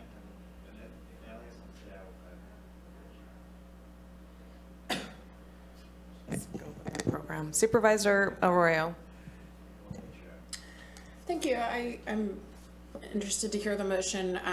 I can appreciate, what we're trying to achieve here, which is preservation of housing for community members who continue to reach out to say that, housing is getting more costly and more difficult to find or remains difficult to find. So I think the observations in our communities, may be a little different depending on the different, dynamics in our neighborhoods. But, this topic of preservation of ag land for, long-term agricultural use is an important one to me. And I think, this has been at the heart of a lot of land use decisions in the past, so I don't need to kind of rehash where we've been with that as a county, but I don't, I'm on the same page about not wanting to see additional, abundant additional development on ag land that's for a non-agricultural purpose. So I appreciate that this topic is coming up and that there's conversation around it. And I'm cognizant of the fact that people are in a transition right now and need to find, ways to make money on their property. So I think this is a good compromise that we've come to, and I'm interested to hear the motion, but I appreciate the staff's work on this. Thank you. I guess before then, Supervisor Wilson makes the motion, I do want to reiterate that the 5-acre minimums that are with a lot of the subdivisions, ag activities, 5 acres does not support a cow. 5 acres could support a horse if it's fed. 5 acres does not support a farm life or a ranch life or an ag life. And lots of 5 houses that are out there in the 2nd district, these folks are trying to hold on to their land. Their 5 acres that now maybe they used cannabis in the past to be able to pay their bills, which 5 acres could help, you could do that then. You can't do that currently. And so this is a grasp for them to be able to make their mortgages. Some of those mortgages were inflated prices because of the cannabis culture that was here. And so I just beg this board to really think about that when you're considering 2.5 acres, having to do $2,500 for a special permit when the 5 acres does not allow for ag activity, really. I just really hope we consider that. And Supervisor Wilson. Okay, I'm going to make a motion here. We'll see how it goes. And I do want to say that everything that we're considering is an expansion of entitlements. So all these amendments, even with this, is still more entitlement than the current ordinance. And that ordinance was more entitlement than before that, where there was zero allowance for short-term rentals. So we went from zero legal short-term rentals to now an allowance for short-term rentals, and this is actually where we bumped into some issues, and this is an expansion on that. Everything that's being proposed is an expansion on the existing condition. So there's nothing actually being pulled back in what we're moving forward with. It's moving in an expansion. So with that, I'll make a motion that we go with staff recommendations. I'm not going to read all the provisions, but here with with 4 amendments. One is in section 0105.10241. In agricultural zones on parcels with less than 2.5 acres, short-term rentals shall be allowed consistent with these provisions. In agricultural zones on parcels between 2.5 and 10 acres, it may be done consistent with a special use permit. Adding a third provision, which again is an expansion of entitlement, on those parcels that are 5 acres or less, home share short-term rentals shall be allowed consistent with those provisions. So understanding that is no farm stay required. It's just an allowable short-term rental. So it is an expansion. And then on the 4th amendment is changing that radius from 300 feet to 600 feet. That's my motion. For discussion, do we have a second? And then Supervisor Bohn has a comment. Second. Okay, we have a first and a second. Supervisor Bohn? Yeah, no way do I want to make it easier since we're entitling people to use their properties. But I'm not trying to make it easier. I'm just trying to make things less difficult. We're known up here as being able to stop everything, and we've done a pretty good job at that. I don't even think we had a planning commission meeting Thursday night because there was nothing going on. We have a housing crisis. Nobody's building houses. Why is that? Why is that? Zillow has 156 houses. I've talked to 2 people. Between the 2 of them, probably have over 1,000 rentals. They have twice the vacancies than they've ever had. And I keep hearing nobody can find houses and stuff. So, I mean, I look at this and I agree with this. I think the short-term rental thing, these minor changes, 600 feet goes a long ways for, there are a lot of people struggling to keep their houses. As Supervisor Bushnell said, do people really want somebody living in their ADU or anything else like that? But they may not have a choice. Or if they have a house, they may have got a house and they don't want to take that asset away because they don't know where, housing's dropped a little bit, interest rates are up, all these things. So they're trying to find a way. And as far as ag stays, I'm going to do anything I can for ag stays. Like I said, we've been working on that for 10 years. The guys that are doing out in my area are doing a great job. I mean, they actually get chances to go on a 4-wheeler out to the dairy, and if they want to see where milk actually comes from, it's not aisle 7. So they have some of that. So I just don't know if I want to pull it back anymore, because I guarantee you, if we shut them down, it's not going to solve the housing crisis. It's not going to solve the housing crisis because we've done that on our own. We're regulating the hell out of it. So, I mean, somewhere in there, we've got to look at, what we're doing to try to stop everything. And not to say it's sprawl, it's just we're building on to, all of Cutton is sprawl. Let me tell you right now, I grew up out there. Started 67 years ago, and most of that has been built since then. A lot of that has been built since then. Do I think it's sprawl? No, I think it is the natural transgression. We've only grown, 1960, we had 106,000 people. We now have 135,000. 1960, the state of California had 14 million, and now we're banging on 40 million. We're not keeping our end of the bargain up, and we've done a pretty good job at that. But we need to sometimes sit back when we get these things brought to us by planning and building, just say, is it going to be the end of the earth, or is it going to help people to maintain? I'm not saying make it easier, but quit throwing crap at them to do. This $2,500 fee is just another way, and then we're going to send it to agencies that 3 aren't even going to respond. You can send it to 7 agencies. We get about a 50%. We get about a 50% return rate. The others, we just take it for granted. They just didn't care. But we have to put it all together and wait for them. So we need to look at this on a bigger scale, guys. So we have a first and a second, and I'm going to call for the vote in 1 second. I'm going to vote no on this because I believe that the 5-acre minimum came out of several applications, more than several applications that applied for short-term rental ordinances, and they didn't qualify for anything in the short-term rental ordinance. And I understand, Supervisor Wilson, what you're saying about this is an added entitlement to them, but I also believe that an added entitlement is to be able to utilize their land, to be able to keep their land, and to pay their mortgages. And adding another $2,500 fee on a simple process for them, I don't agree with, and some people can't afford that, and that's a real statement. Additionally, we're going to be adding tons of work to the planning department for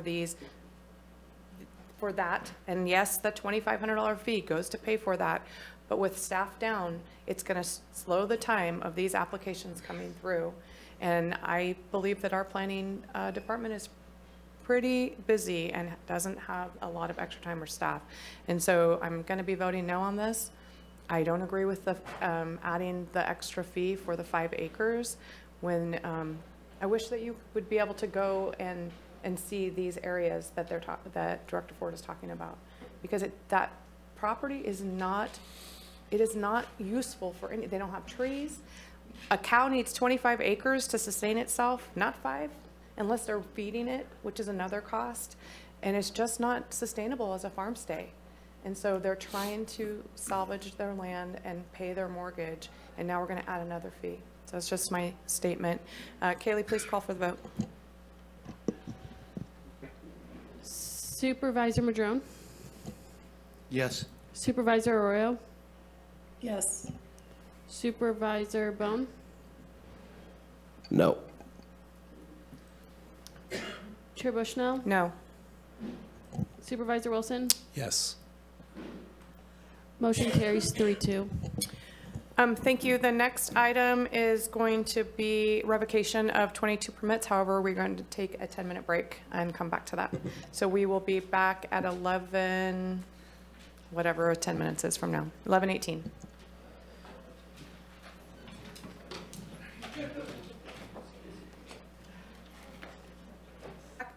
Just to inform the room, so we have 3 planning hearings left, this one and then the 2 ag preserves. We are going to continue the agenda and get to those items before we break for lunch. Mr. O'Day is in the room. I don't want to have him come back. Also, one of our members has to leave around 12:30, so we're going to continue with that. We'll read in closed session, then go to lunch, go into closed session, and then come back. So we will start. And also, I didn't close the public hearing for the short-term rental ordinance, which I am doing now. And I'm going to open the public hearing as soon as I get my agenda back up.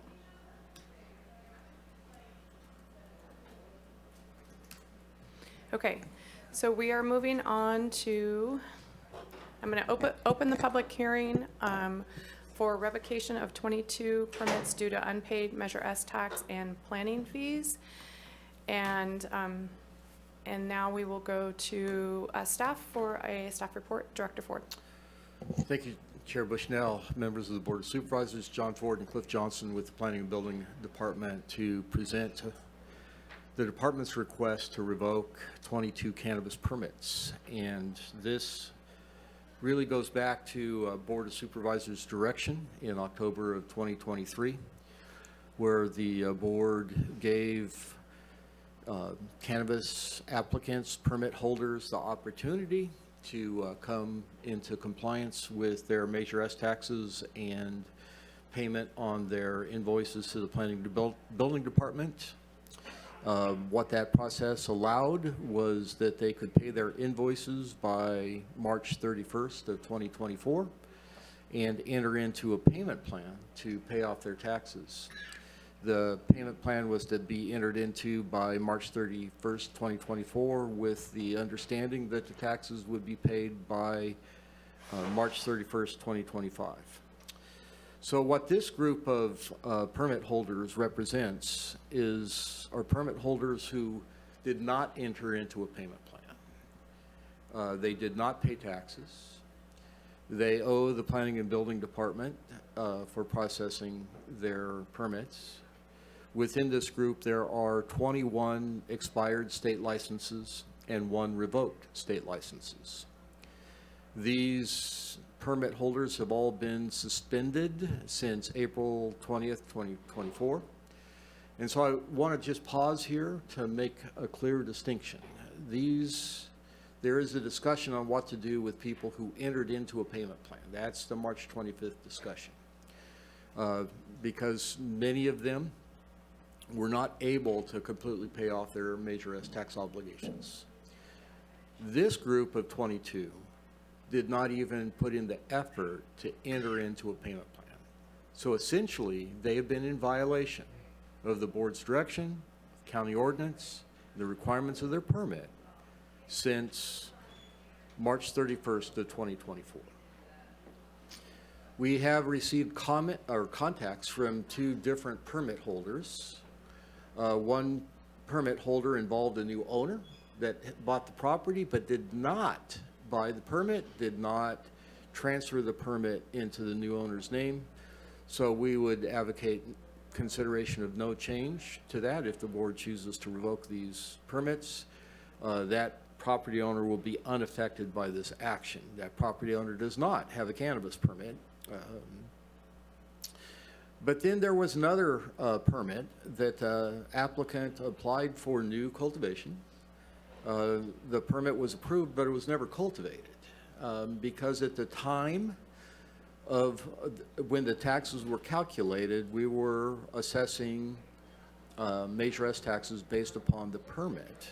And that has changed, and people have come in to correct that. This particular permit holder did not come in to correct that until they received the notice of this action. And we went through and looked at their property, and there was no cultivation ever on the property. So technically, they owe no taxes. They still owe the Planning and Building Department $977.70.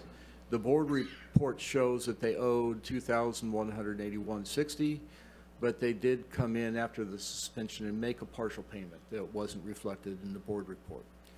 I bring that up. The board may want to give consideration to doing something different with this particular permit, but this has never been cultivated, and they still do owe the Planning and Building Department nearly $1,000. So the recommendation is to adopt the resolution, the 22 resolutions, to do the following. In the board report, it says adopt the resolution to take action on all 22 permits. It would require adopting 22 resolutions, which would find the permits have been exercised contrary to the terms and conditions of approval, and to revoke the 22 permits. And if you wanted to give consideration to the one new zoning clearance certificate, that number would change to 21. But that is the staff recommendation. Be happy to answer any questions that you might have. Thank you. What's going on there? So I would like to ask Dr. Ford, do you know if any of the applicants are in the audience or wish to speak on this item? I do not know. Is there anybody in the audience that has a permit that is being revoked currently? I think I should come back on the 25th because I am in a payment plan. I just want to make some comments about the process. But can you come forward for a minute? Sure. So you don't have an application on this agenda that's being revoked? Revocated? Not on this exact agenda, kind of around this agenda, No, but on no, the 25th. no, So sir, yeah, so just, you don't have a permit number on this today? no, I'm not Okay. getting my permit revoked immediately, not till the 31st. Okay, thank you, that's the 25th. Thank Yes. you. Yeah, my bad. Kaylee, is there anybody on Zoom that has their hand up? Yes. Is it? No, that's not him. Okay. So then that's not a permit holder. Gotcha. Yeah. So then I'm going to come back to this board for clarifying questions, and then we'll go out to public comment. Anybody have any questions? Okay, so now we're going to go out to public comment. We will start with Zoom, and then we will go into the room. Caller 7718, I'll unmute you and you will have 3 minutes.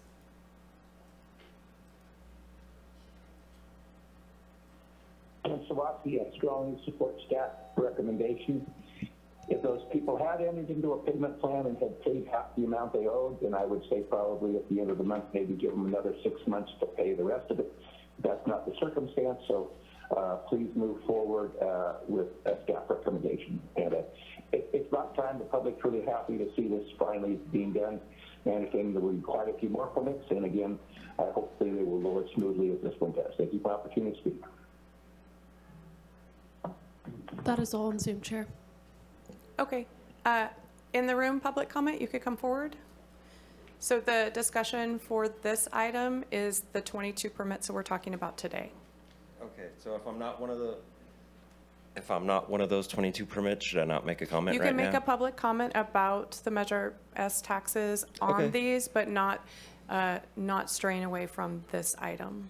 Okay, well, as someone who is on a payment plan, I don't know what to tell you about the 22 who have not gotten on a payment plan. I personally knew that I owed the money, couldn't afford it, and I appreciate the opportunity to have a payment plan. So it is really helpful. I can say my payment plan, I can't afford to pay the whole thing by the March 31st. So, and I might be straying a little in that. So yes. I'll come back on the 25th for that. But thank you guys for your time and consideration. Just know this year is all the years have been really hard. This year is another particularly hard year for growers right now in the legal market. So thank you. Thank you so much for your comment. Sheriff Hansel? Good morning. Thank you very much for having this agenda item. Thank you for Planning and Building John Ford and all of his efforts to try and bring people into compliance with our ordinance. As you know, Humboldt County leads the way with, I think, marijuana production and how we are coordinating the grows here in our community. And this board and our county has bent over backwards to try and bring people into compliance with the law. Sometimes you have to draw the line. And this is the line finally that we've drawn that says, hey, 22 permits can be revoked. And I would encourage you to revoke these permits. We have done all that we can do to try and bring people into compliance. And I'm pretty sure you guys will do that today. But this also sends a clear message to the people that are abiding by the law and paying their permits and paying their fees and are doing everything and they're sacrificing because they understand what it takes to be in compliance with the law. And we're rewarding those people by revoking these permits. And unfortunately, not all cannabis farmers are going to survive. And so the strong will survive, as we've seen in the past. The people that are frugal and that can maintain a business and do it well and pay their fees and do like every other business will have that opportunity to hopefully continue to cultivate. But I'm encouraging you to revoke these permits and because everyone has to pay their fair share. So thank you very much. Thank you. Is there any other public comment in the room about this item? Okay, seeing none, I'm going to close public comment and come back to the board. Supervisor Bohn. John, and we haven't inspected these properties at all, have we?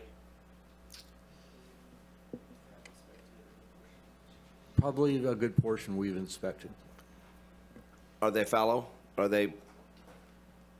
Is there people living at them or not, or are these? Yeah, they should all be fallow at this point. We will we'll continue to verify that. The next stage is really to notify the permit holder and property owner that since there's no longer a cannabis permit on the property, that the ordinance requires that all the cannabis infrastructure be removed. Mm-hmm. And then with that, where are they at with, I would imagine maybe not, where are they at with their property taxes? Not their S or anything else. Do we follow up and, I mean, get a sense of, we're sending out registered mail to somebody that no longer exists. Have they not paid their property tax for the last 2-3 years too? That's not something we've looked at. We can begin to look. Would that be a tool that could be handy to see where they're at? It could be to determine whether or not they're even there, but Intent, yeah. Yeah. Okay. Anybody else? No? Okay. I have a question about the PLN 11474, which was the one application up there. So have you had comment from that person? Yeah, go ahead. Yes, we've been in contact with him since last week, and the last we heard, he was trying to make that payment to the Planning and Building Department. As of this morning, it doesn't look like that's been successful. And have you heard comment yesterday or today from that gentleman? This morning or yesterday? Yesterday, yes. So if his permit is revoked, and you're saying he never cultivated on that permit, so he could have applied to have Measure S drawn back, is that correct? That is correct, yes, and we've actually already worked with the tax collector to cancel that amount out. Okay, so really in question for him, since he doesn't owe Measure S, and the board's directive was to revocate for Measure S, not for planning and building, you could suspend for planning and building, would it be appropriate to pull this one out? That is the board's discretion. You could not revoke this and leave it suspended until the planning and building fees are paid. Isn't he already suspended for Yes. not? So, and he doesn't have a state license, is that correct? That is correct. So, and he doesn't owe Measure S, so I don't feel that it was the board's directive to suspend until March 31st for Measure S, but, to revocate, but to suspend for planning and building fees, so I'm not sure this one is appropriate to revocate. I would like to hear what my board thinks. Supervisor Madrone. Well, given we've had public comment, I'm not sure how much more discussion there'll be, but I'll go ahead and make a motion to support staff recommendations for the 21 permits, and that on the 22nd one that we were just discussing, that we leave it in suspension until such time as those fees are paid. Keep it simple. Second. Can I ask a question? Supervisor Arroyo. I'm sorry, so the 22nd one, I see that, can you clarify what you meant about the license? Is that in process? So, no, the reason I ask that we pull that back is he does not, this permit does not owe Measure S tax. They owe planning and building fees. They currently do not have a state license. They currently are not cultivating. So we are revocating a license that has no Measure S, which the board directive was for only to revocate for Measure S, but to suspend for planning and building fees. And I don't feel like it qualifies for that. That was my reason to ask. Sounds good. Thank you. Thank you. Supervisor Madrone, and then Supervisor Bohn. Yeah, and John, perhaps you can provide some clarity with this 22nd permit, whereby the person has some choices to make, as I understand it. One might be to pay those fees and then work to get his state license back in place and take over the permit for this property. The other would be to walk away from that and start the process all over. Did I hear you correctly the other day? So we're talking about the zoning clearance certificate that had never been cultivated, that the motion has been made to not revoke that. Right. So they will remain suspended until they pay their fees. And if they don't pay their fees, at some point, we will bring it back for revocation. Okay. Okay, but they're not considering other options, like I mentioned? I thought there was some discussion of that, but, No, that was a different permit. oh, that was another one? Yeah. Okay, thanks, John. Yep. That's it. Supervisor Bohn? And the outstanding fees are what, $981, is that right? $977.70, I believe it was. So what would we do if this was a house permit that they never built the house on? We'd pull the permit after, if they didn't ask for an extension. I mean, I don't have a problem with this, but it seems like we're getting into a gray area that if they took out a building permit, and let's say they didn't want to build because, they'd ask for an extension, and they last a year? Building permits can be renewed annually, so they Yeah. can go for a while. And there's a level of how many times, but we haven't had any contact from this person till actually last week, right? Or last month. When this final action took place, how many bills had he got in the meantime? A lot. All right, I'm gonna. It's okay. You don't have. I'm gonna vote for this. I'm just saying, for $977. I'm concerned that. Anyway, thanks. I have one more comment then. So we're going to have that discussion of Measure S on 25th, which this gentleman doesn't qualify because he doesn't owe Measure S. But depending on what that conversation looks like, you'll be bringing back more permits to be revocated, I'm assuming. And that discussion could be happening with that gentleman that you got a couple weeks here before a board makes another direction, and maybe then his permit would come back. I don't think we're going to make it that draconian. I will give him an opportunity. I think that the motion, as I understand it, though, just to clarify things, is that we're going to modify the resolution to say that the permit is not being revoked because it was not the intent of the board to revoke for planning and building fees, but to suspend for planning and building fees. And since he doesn't owe Measure S taxes, he's not being revoked. Okay, thank you for that clarification. Yes. Kaylee, can I have you call for the vote, please? Yes, Chair. Supervisor Arroyo? Yes. Supervisor Wilson? Yes. Supervisor Bohn? Yep. Supervisor Madrone? Yes. Chair Bushnell? Yes. Motion carries 5-0. Okay, so we are going to go on to item 3H3, the 2015 Sean O'Day and Catherine O'Day Family Trust Agricultural Preserve and Land Conservation Contract in the freshwater area. I'm going to close the public hearing on the last item, and I'm going to open the public hearing on this item, and we will take a staff report from Director Ford. Again, John Ford and Cliff Johnson with the Planning and Building Department to present the 2015 Sean O'Day and Kathleen O'Day Family Trust. This is in the freshwater area. And could I get the screen up, please? This is near the intersection of Myrtle Avenue or Old Arcata Road and Freshwater Road. And it is to establish a Class A prime land preservation contract of approximately 157 acres.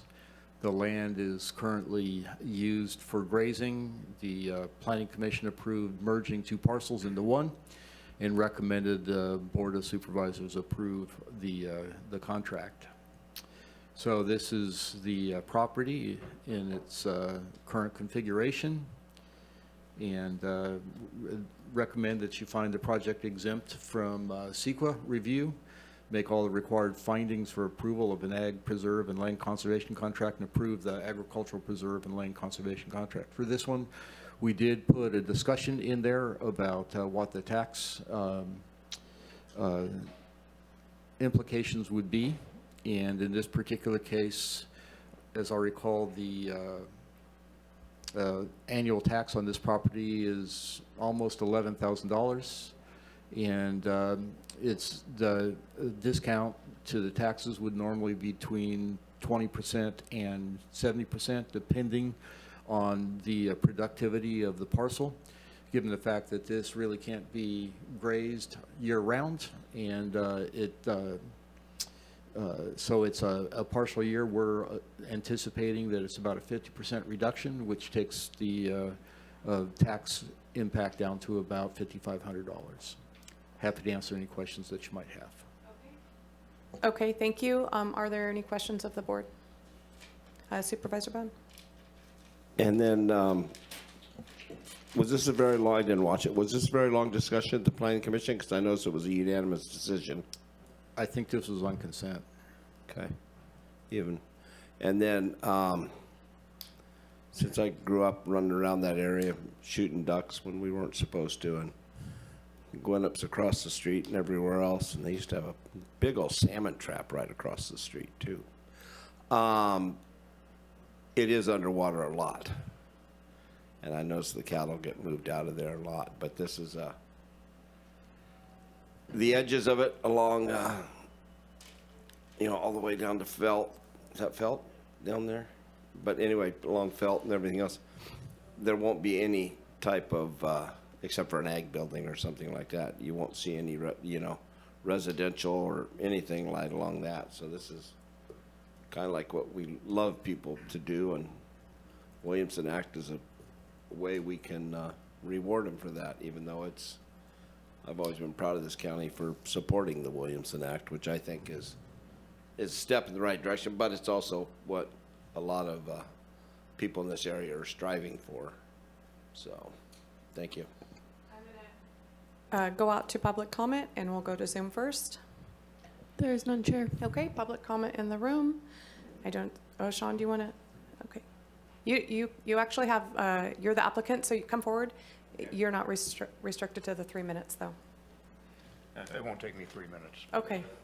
But thank you for the opportunity. I know anytime you talk about a situation where the county's under tremendous financial constraint, and we're talking about reducing taxes, it's a quandary. But what I do want to say, and it just made me think about it when you talked about the revocation of those permits, the cattle business is highly cyclical. And right now we're enjoying some good years, but I can tell you there's been a lot of very poor years in the business. I started in 1991. We're still doing it. We are totally committed to the cattle business. We also are totally committed to Humboldt County. We are under the Williamson Act on a ranch out of Bridgeville, and frankly, I think it's the only way we could have survived and kept that in cattle and not subdivided that ranch by having it under the Williamson Act, because the tax basis based on market value would have been impossible. And so the other thing I would comment on is that in freshwater, there's really two things going on there. We graze it approximately 6 months out of the year. There's a portion that we've set aside. We worked with NRCS and invested $400,000 in Wood Creek restoration. And we've recently, working with agencies and the private sector, have over $5 million committed to further restoration of Wood Creek and building, constructing fish rearing ponds on a portion of that property. And that would be property that's subject to this conservation easement. There's no financial gain for us in that, but it just shows that we're committed to sustainable agriculture and conservation use on this property. And then when we come back to Ferndale, I'll talk about that as well. Thank you. Thank you. So is there any other public comment in the room?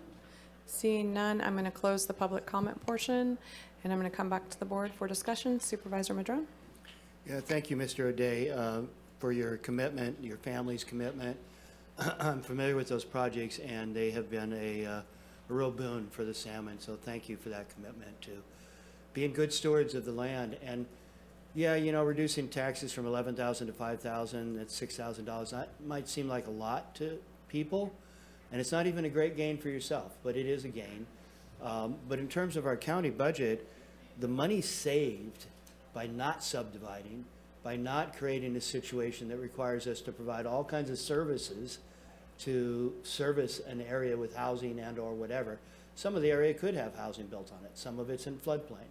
I mean, the money saved in our budget by you doing this is far in excess of the little bit of money we might lose in property taxes. And so when we do these financial analyses of these decisions, it's really important for us, I think, to think about the bigger financial picture, not just the $6,000, but how much money is being saved in other portions of our budget, because we know we don't have to provide all those services that we would if it was developed in a different way. So again, thank you very much.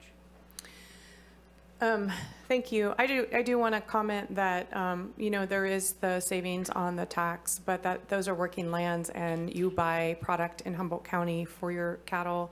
You spend monies that, saving $6,000, you're going to spend that on feed. You're going to spend that on other things to produce a commercial agricultural crop that you do. I appreciate the commitment of working ranch lands, and that it is not feasible many times without Williamson Act to continue those working ranch lands. And yes, cattle prices are better today, but they could be gone tomorrow. It very much drops overnight many times. Supervisor Wilson. Yep, I appreciate this item, and I really like this piece of property. It's just got such a great view shed when you drive by. It's just amazing. I just have a quick question on there's a. It looks like, is there an old road easement that runs across this, or what is that? Can you? And Sean, if you know, you can come up and answer. Yeah. There's no road easement that runs across the middle of the property. Or there's something on the parcel map that looks. There's. Yeah, what there is is that? the old Felt Road. In that Felt Road, we actually had a portion of that abandoned several years ago. Okay. And supervisors took action on that to bring Felt Road kind of back to there's a junction there. Yeah. So you go in about a quarter mile, there's a junction. So from that point, it's private. There's an easement through there because there's one additional landholder behind that. I see. I was just wondering what. It's just on the map, and I was just like, yeah. I didn't know if it was an easement or not an easement. I just wanted to clarify. With that, I'm happy to make a motion to go with staff recommendation.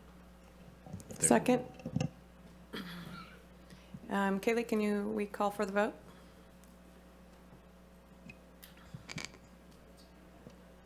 Supervisor Bohn?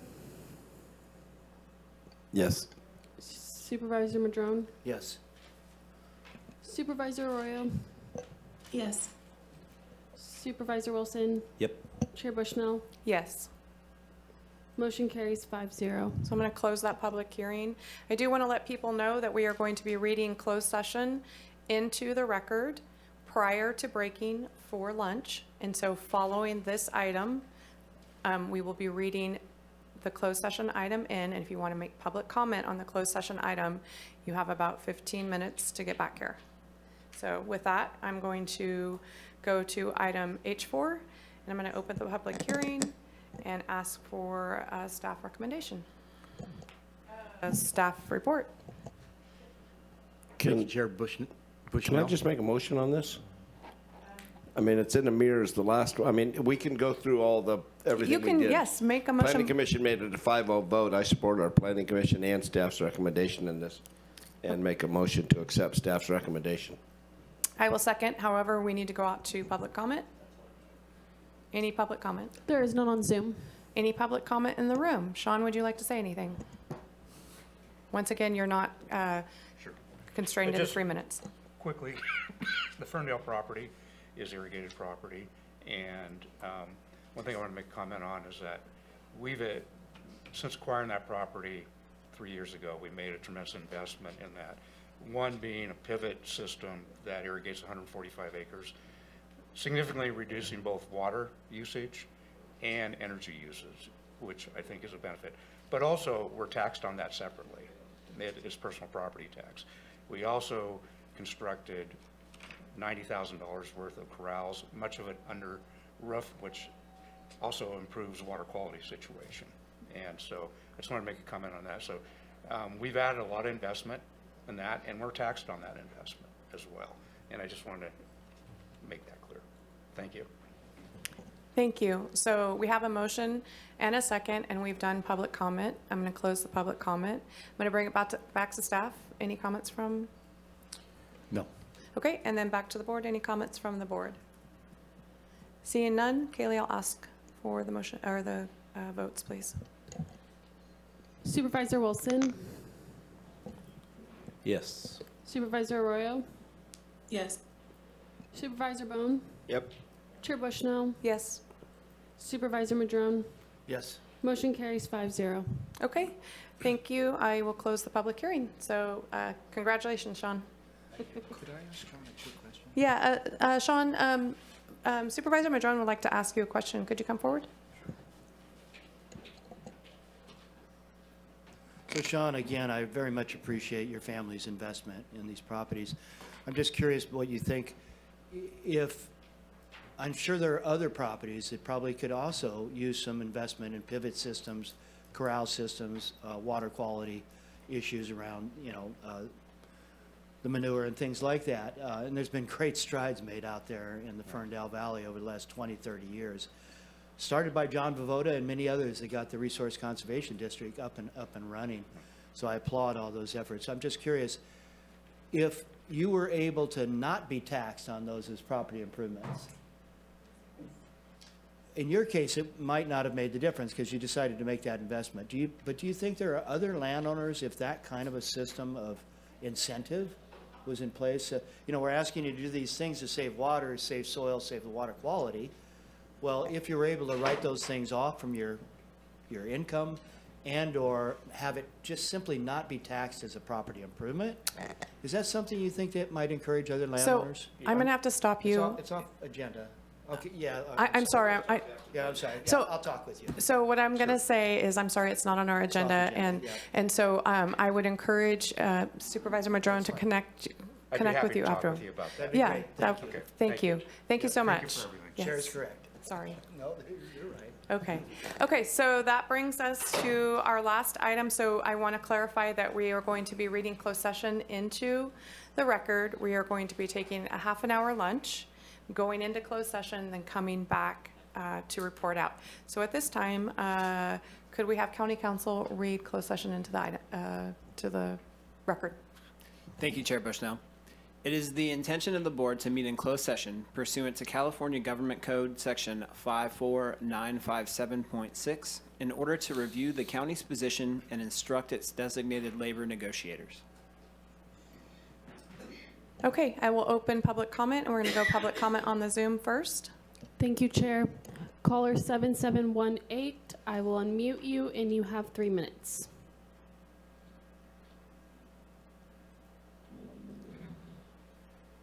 Hello, Kent Sawatsky here. A question maybe could be answered sometime, whether you're going to have another meeting next week or the 25th, the next one, that would be something. The other topic thing I want to, part of my whole life I've been kind of trying to think outside of the box. We're not going to have more money coming into the system to pay these people. And unfortunately, I think one solution would be to give them actual raises. In other words, if they're billing out for 40 hours a week now, and it would cut down on the services that people receive, but the money's not there for it. If they're billing out for 40 hours, maybe go ahead and pay them the same amount they're getting now for 36 hours. Possibly they can find other employment to use for the 4 hours.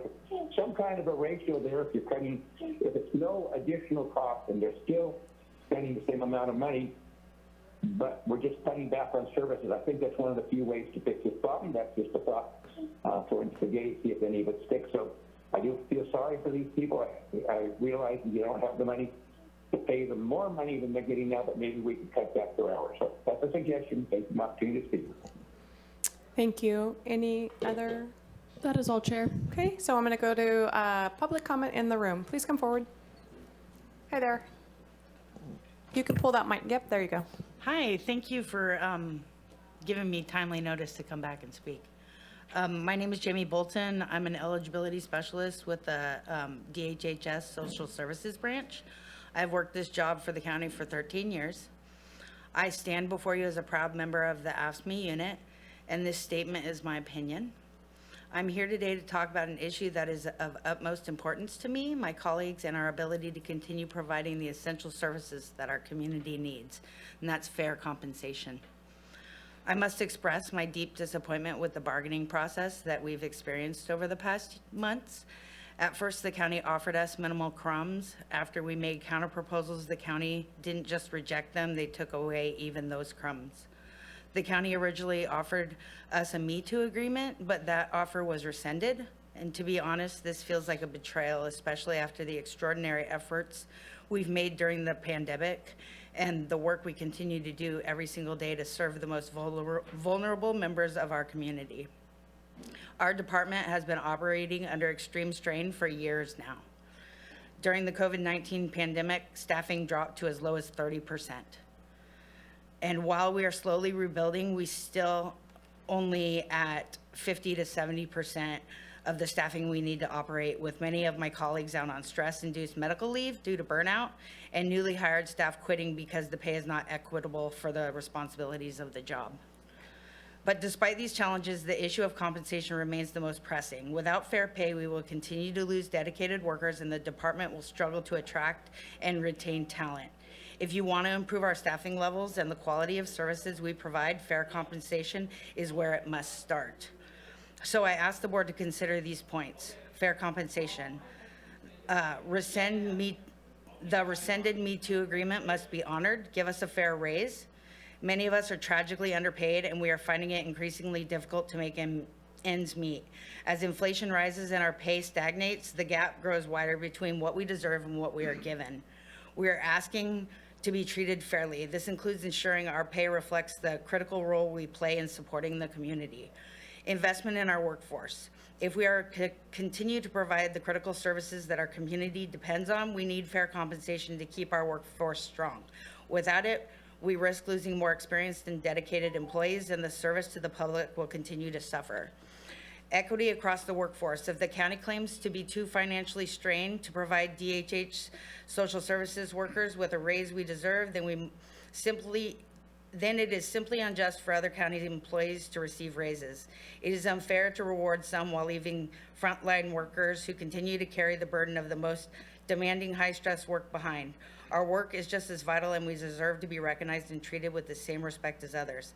I want to emphasize that our staff is committed to doing this work. I'm sorry, that's all the time you have. Thank you so much. Thank you for your time and consideration. Thank you. Hi, good afternoon. Good afternoon. I am Stephen Vodio. I am an eligibility specialist. I've been with the county for about 2.5 years now. Going off of what my colleague just said a moment ago, and also what the first person who made a comment about this, if the county is stressed for such funds as you claim to be, then there need to be other ways to compensate the employees more fairly. The person at the very beginning of this commentary mentioned about reduction of work hours, but still keeping the same pay. I think that is a more creative solution to this, and it will probably, and it could help a lot of different employees. Do any of you even know how the 40-hour work week started? It started in the 1920s with Henry Ford. He instituted the 40-hour work week, just even though that was not the norm at the time. And he also increased the wage to $5 a day. The reason he did that is because he wanted to make his workforce the most enthusiastic as possible, and it worked so well that he had to turn people away with a fire hose. My point is that if you try and create a better work environment, if you can't offer more money, you offer reduced hours with the same pay, you're going to get more enthusiastic workforce, you're going to increase retention, and you're going to make yourselves a more attractive employer. If you can't make as much money as a job somewhere else, you can at least have better time or better flexibility. Thank you and have a good day. Thank you for your comment. Anybody else have a public comment on this item? Okay, I'm going to close public comment. So we are going to go to lunch from 12 to 12:30. We will go into closed session at 12:30. Anticipation of how long this item will take? 45 minutes, maybe. Okay, so we anticipate that we will come back roughly around 1:30, and so we are going to be in recess.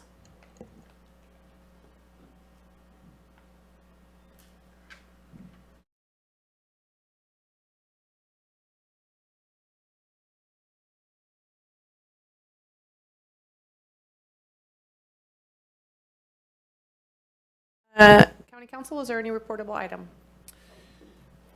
There was no reportable action taken with regard to item K1. Okay, we are adjourned. Thank you.